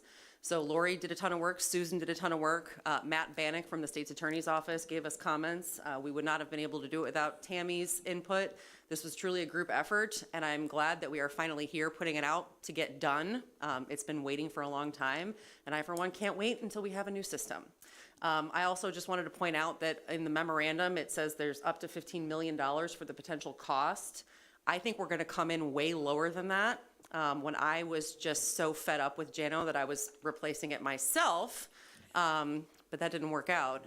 Regardless, I was talking to eCourt, which is one of the vendors that may propose something eventually in this process, and they were looking at like $500,000 just for the PD side. So I think if we did a full reintegration with a brand new system, I'd maybe say max $5 million. Probably lower, I hope, but not 15. So just be aware of that and don't let the number freak you out. Just to clarify, this is not an expenditure request. This is a request for Correct. finding somebody who can tell you how to do this cheaper. Correct. Okay. The money's already been allocated. Right. And was awaiting the process of putting together the RFQ in order to obtain the consultant. The consultant cannot bid on the project. Mhm. And you notice that being part of the RFQ, and that's because it is way too much of a Right. conflict for them to do both. Yep. Thank you. Anyone else? Go ahead. Thanks for taking all the effort to put this out. I think you and I talked about a month ago about this, and it's so cool to see something come out concrete-wise. So how many people do you think are going to bid on this? How many companies? Unknown. McLean County went through this process 4 years ago, and we borrowed a little bit from what they went through in order to put together the RFQ to hire the consultant. So we are going to approach them again to find out who the consultants were that actually bid for their project.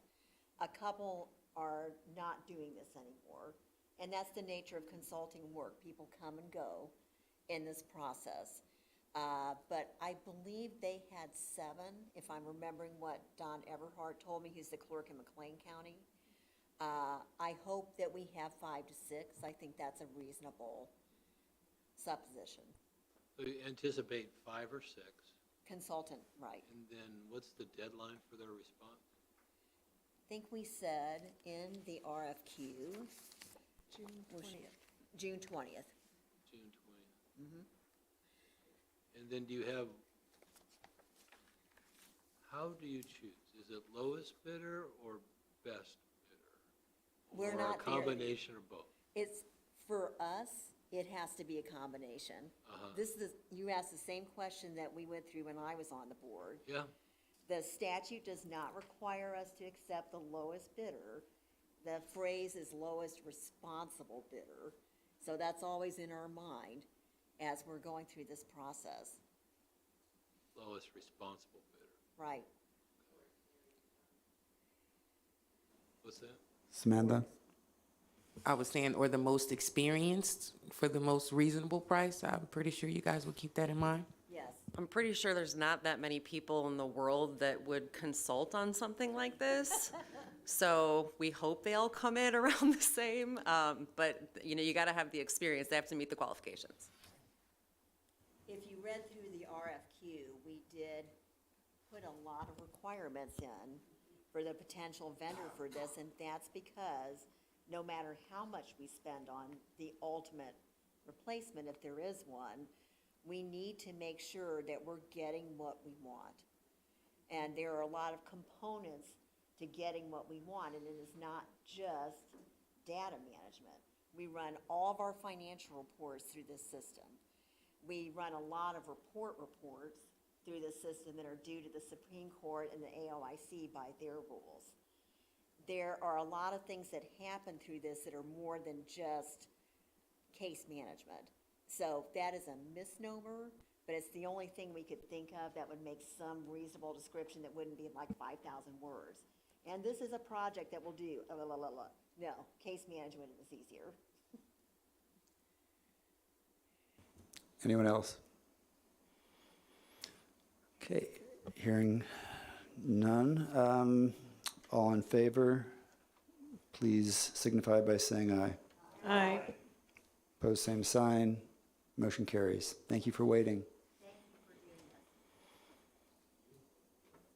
Now we will move to other business. Labor Committee, adoption of resolution number 2023-130, approving agreement between the Champaign County Board, the Sheriff of Champaign County, and the Illinois Fraternal Order of Police Corrections Division, January 1st, 2023 through December 31st, 2025.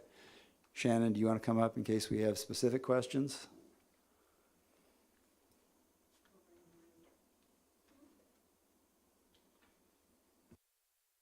Lorraine? Did you want to make the motion to approve? All right, thank you. Lorraine makes the motion to approve. Second? Michaels?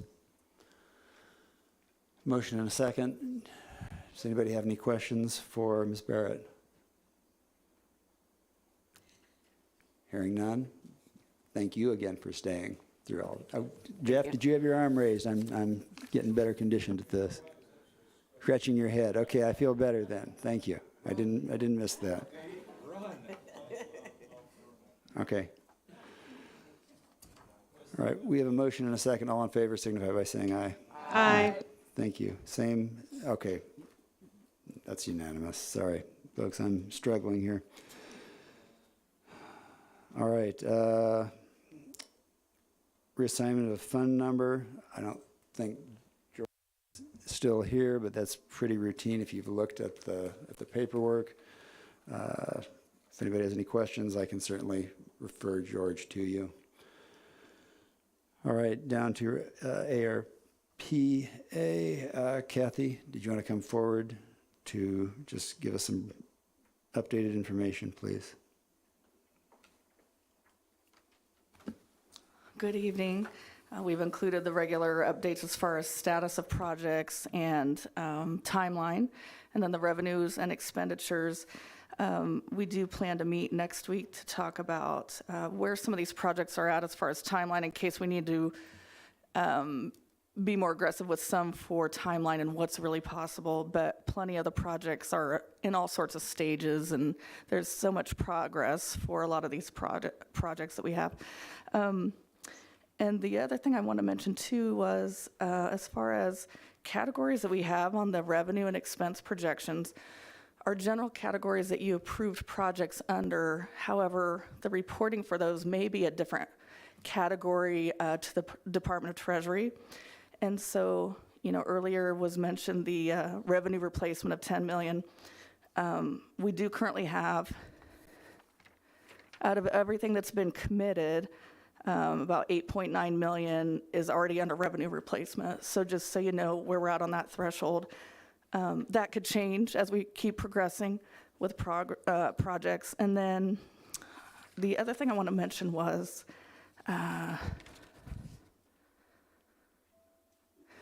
all the projects, the categories have been committed. So all ARPA funding is committed. The categories that still have some flexibility for your specific decisions would be the $335,000 under affordable housing, the $2 million under community violence, which you've had discussions for plans for that.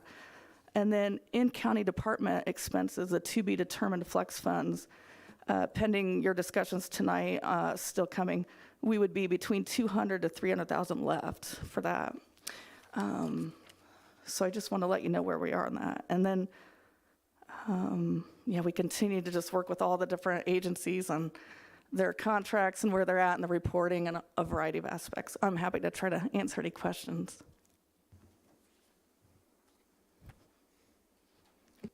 Hearing none. Oh, excuse me, Jen Straub. I'm sorry, I just wanted to quickly say thank you. It's so much fun to look at this. I actually referred to it when I was in the mental health board meeting yesterday. It's super helpful, it's super concise, and I can't even imagine the amount of work and coordination it takes. So we appreciate you so much. Thank you. Lastly, the animal control funding request. And since our animal control director cannot be here, we'll let Michelle take questions on this particular piece. She did a lot of the work on it with Jerry.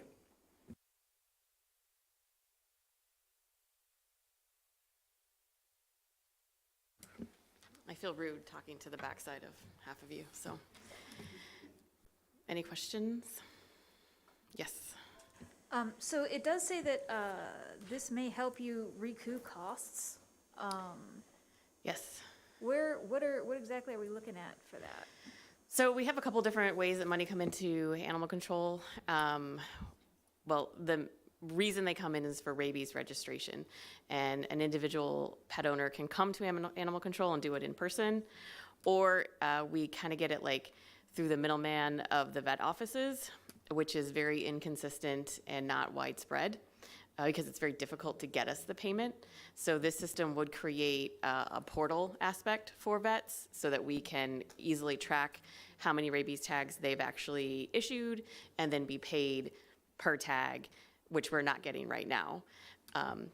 Not consistently and not across the board throughout the whole county. And it also would make it easier for individual pet owners to pay online, which is not an option right now. The only option right now is to come into person to animal control and pay by cash or by check, or to mail us a check. And I don't know if you're like me, but I don't even have checks. So, we're missing out on a lot of funds on both of those You're areas. a lot younger than I am. I will add that this software program will make it a lot easier with FOIA requests as well. Currently, a lot of the stuff is pencil to paper. It's time consuming. This software would permit immediate access and make that process much, much easier. Go ahead, Diane.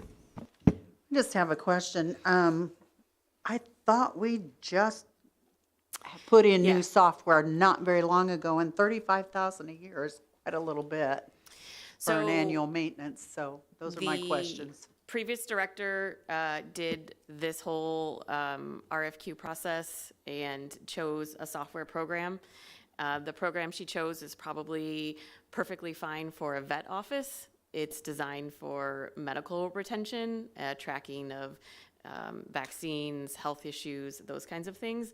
It is not built for shelter management. And that's the problem that we're having. It's not built to handle anything that happens in the field. So any interactions or any calls that the wardens go out on is only documented on paper form. It's not in the system at all. It doesn't document dangerous animals, bite threats, bite incidences. It doesn't document problematic pet owners. It does not document where an animal is in the shelter when it's being moved maybe from isolation or quarantine into a separate kennel or things like that. It has none of those functions. And it has none of the functions of assessing the animal and maintaining those records, or doing owner tracking so that you can attach an animal to different owners as it maybe moves around, that kind of situation, which are all things that this software can do.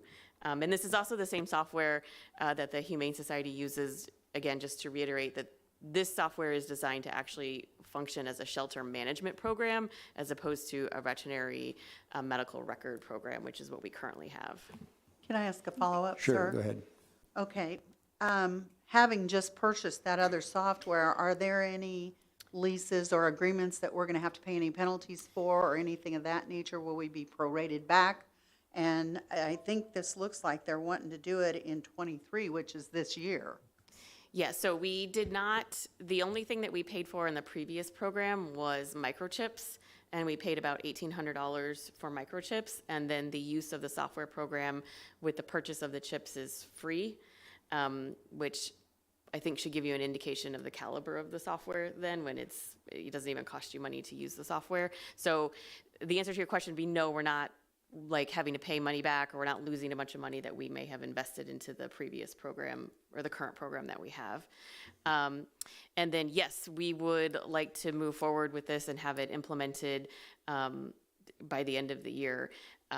We have a lot of criminal cases tied up in animals in animal control. It's very difficult to maintain that documentation. And I think honestly, we're kind of on a ticking clock as to when that becomes like a serious legal liability for us. And we need to get that resolved pretty quickly. Additionally, just the information that we are losing every day by not being able to record the history on these animals beyond their medical issues is really critical.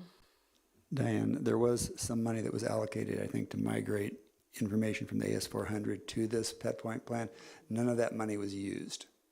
And the Pet Point plan, or excuse me, software that was selected is actually the same product of the software developer that the Chameleon software is from. We just got the free program instead of the one that actually does what we needed to do.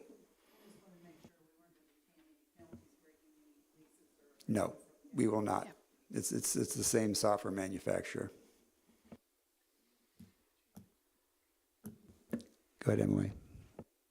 I don't necessarily have questions for Michelle. I just wanted to underline a couple things because I know we're worried about the cost point. I've been pretty engaged in this issue since our public trust in animal control hit a low point a couple years ago. I just want to underline this is one of our most public-facing portions of our county government. People interact with animal control almost never in a good situation, right? And when they mess up, everyone knows about it, right? It's easy to kind of siphon this off or silo this off as an animal issue, but this really is a social issue. As Michelle mentioned, this is bound up in court cases, for example. Capturing that data and having a log of it is deeply important. I also want to underline what Beth pointed out, right? That we have an opportunity to kind of capture some money here that we were leaving on the table. And then finally, I just wanted to kind of commend the county executive's office for being engaged on this issue. Again, public trust in this, in animal control hit rock bottom. They were receiving bomb threats if we need a reminder. And he's been tirelessly engaged in this issue, and just want to thank you both for your work. Thank you. I never had any idea I would be spending this much time at animal control, nor dealing with migratory waterfowl. So, okay. Steve, I think Jen has a question. I'm sorry. Go ahead. Does the cost of this new software, which is, I agree with my colleague, it is a hefty price. Does it include training for all of the animal control staff? Yeah, and this cost is, training, and then yes, includes training, yes. And the biggest piece I want to say as to, I think, why the software costs more is because of the field aspect, which again, I just really want to stress, like right now when our wardens go out, the only documentation we get is whatever they physically write down. And our call log is what we get from MetCAD. So we are not creating the documentation that we need to be creating. And this program directly facilitates and accommodates that. That's why the initial setup costs, part of that is replacing the computers that are in the vans. So when they're out there, they're immediately entering what is happening and what is going on, and that's becoming part of the legal record of that animal. Go ahead, Aaron. Thank you. Michelle, you touched on what I was going to ask about. So the vans have computers already, but they would need to be updated. Yeah, they're from like 2006. I was and curious if they were going to work. They were hand-me-downs from the sheriff's office at that time. So our idea right now would be to purchase new ones at this point and then get on a regular replacement cycle with the sheriff's office. It's the same, it has a fancy name. I don't remember what it is, but it's the same fancy thing. They replace them every 3 to 5 years. And so if we could just get into that rotation at that point, we would be in a much better place. Anyone else? Go ahead. Sorry, just one more thing here. As far as getting the different software, I understand the need for that. I don't have a problem with that. But part of the ARPA request is actually for their annual licensing, which to me, that would be something that they would want to put in their budget every year versus asking for ARPA money for 4 years of licensing. And I don't know that maybe that should be something that all should, because this is a discussion item only tonight, maybe that's something we need to think about too, is how do we get that into their budget instead of this operational fee being, coming out of ARPA money the next 4 years. So the idea was to give us time to get the fee collection up to where it's supposed to be, because we don't have that right now, and that by the time we get done with 2026, our actual appropriate fee collection would be covering this additional cost. Because like I said, we're not touching the vast majority of vets in the county. We're not getting the rabies portion from their sales, and we're not consistently getting sales or getting rabies payments from individual owners. So that would be why we've asked for the annual licensing for a couple of years, would be for us to figure out how to get those numbers up. So by the time the ARPA money stops, the operational budget can absorb based on the increase in the fee collection, the cost. Anyone else? Go ahead, Jenny. Just a quick logistical thing. Is that something that can be prepaid for like the 3 years and say, we've covered 24 through 26 and paid for it? Or does it have to be like held on to by the county and allocated out?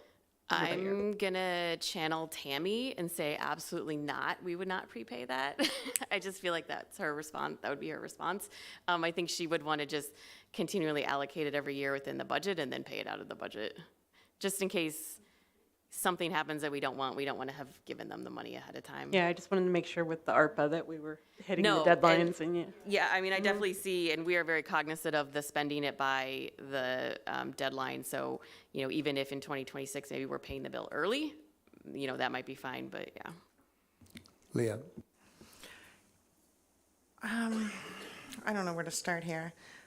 In general, I totally support this. This is great. I think we have not, as a county, done enough for animal control for a long time, and it shows, especially in the morale of the people who work there. Kind of going to what, Diane, what you were talking about with 2025, 2026, I totally I liked your answer. I get it. It makes sense. But is there a way that maybe we could kind of split the difference there and say like half of the annual fee, like 17,500 would need to be budgeted for those, each of those 2 years, so they can kind of start taking like the money out of their budget, like making room for it. I don't know, because it's a lot of money every year.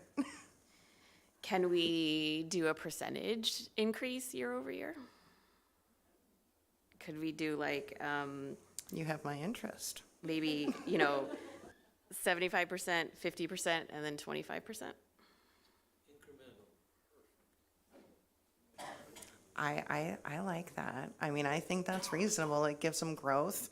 It gives them a chance to kind of start absorbing the hit instead of it being all at once. Good suggestion. Thank you. Thank you, birthday lady. Anyone else? I just want to be completely transparent and say that we're probably going to be back multiple times with animal control requests. As you have all acknowledged, it has been in need of a lot of things for a while. And we are, I think, in an actually very good place right now. We have a director who has a very strong background in shelter management, which is, I think, the piece that we have been missing for quite a while. So I anticipate there being other, he's already identified other issues that need to be addressed that we've been able to handle so far, but I think there will be other larger things that we need to talk about as we keep going, So just so I can thoroughly relay this conversation to the finance chair, is this a thumbs up to this request with the percentage adjustment? Diane? I would think that my suggestion would be that to have Tammy look at it and see how it would fall in. I can appreciate, because I think Leah and I are thinking the same thing. It's a huge hit when you just say, okay, boom, you don't have it. Now you've got to come up with it. And you've probably been spending it on something else, realistically speaking, folks. So I like the, 75, 50, 25 type idea. And maybe if she could prepare something and see if that is doable, that would be my suggestion. Kyle? I kind of want to second Diane's suggestion, which isn't a real thing, but the rules are made up.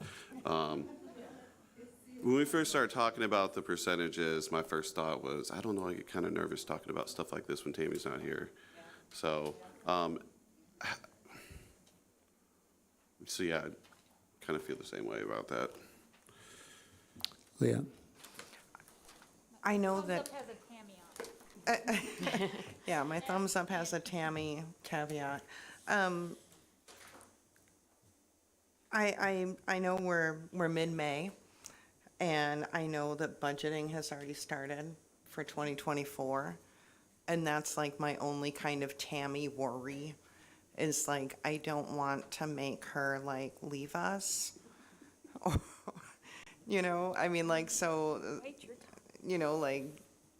Just make Tammy happy.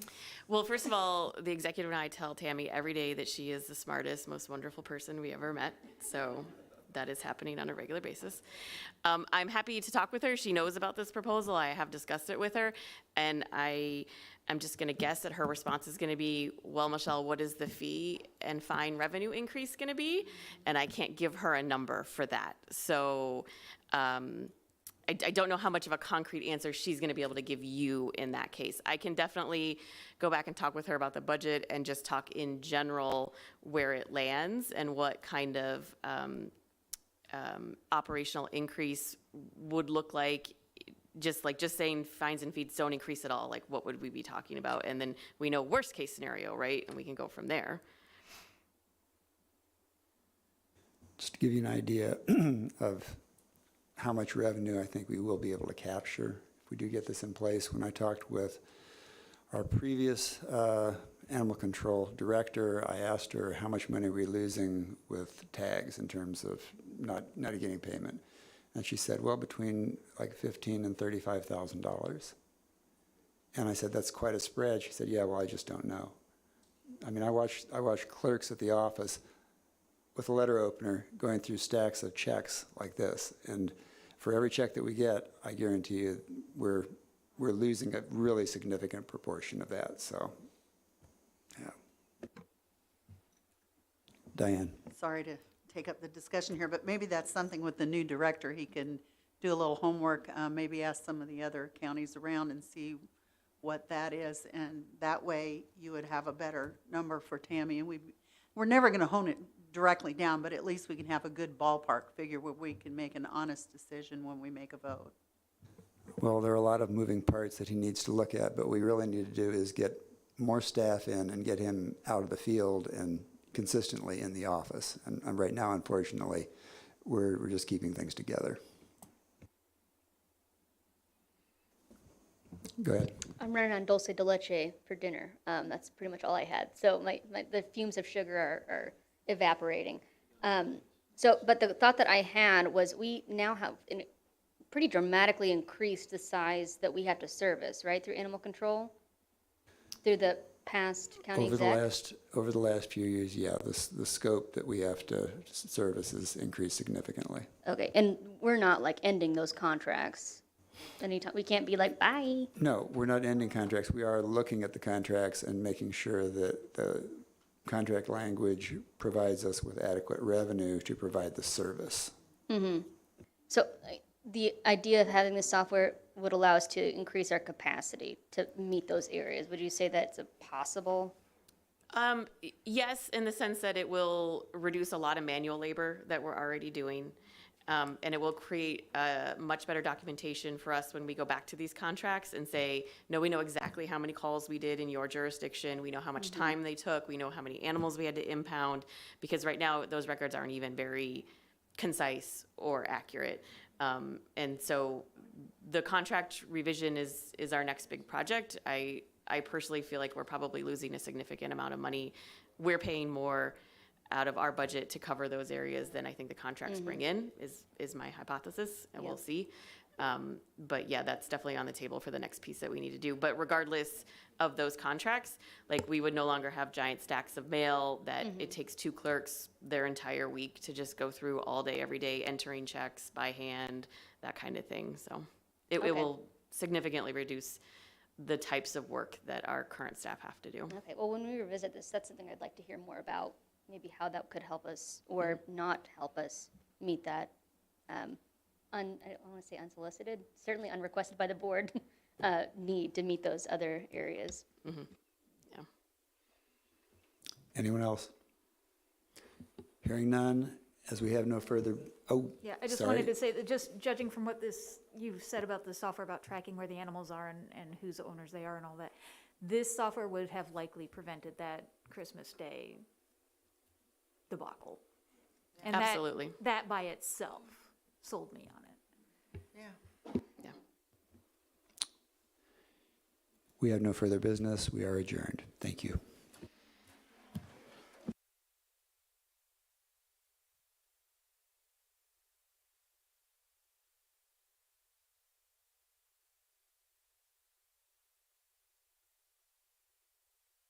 We all like to pretend that that never happened. Yeah, I know. Just saying, you got something. Am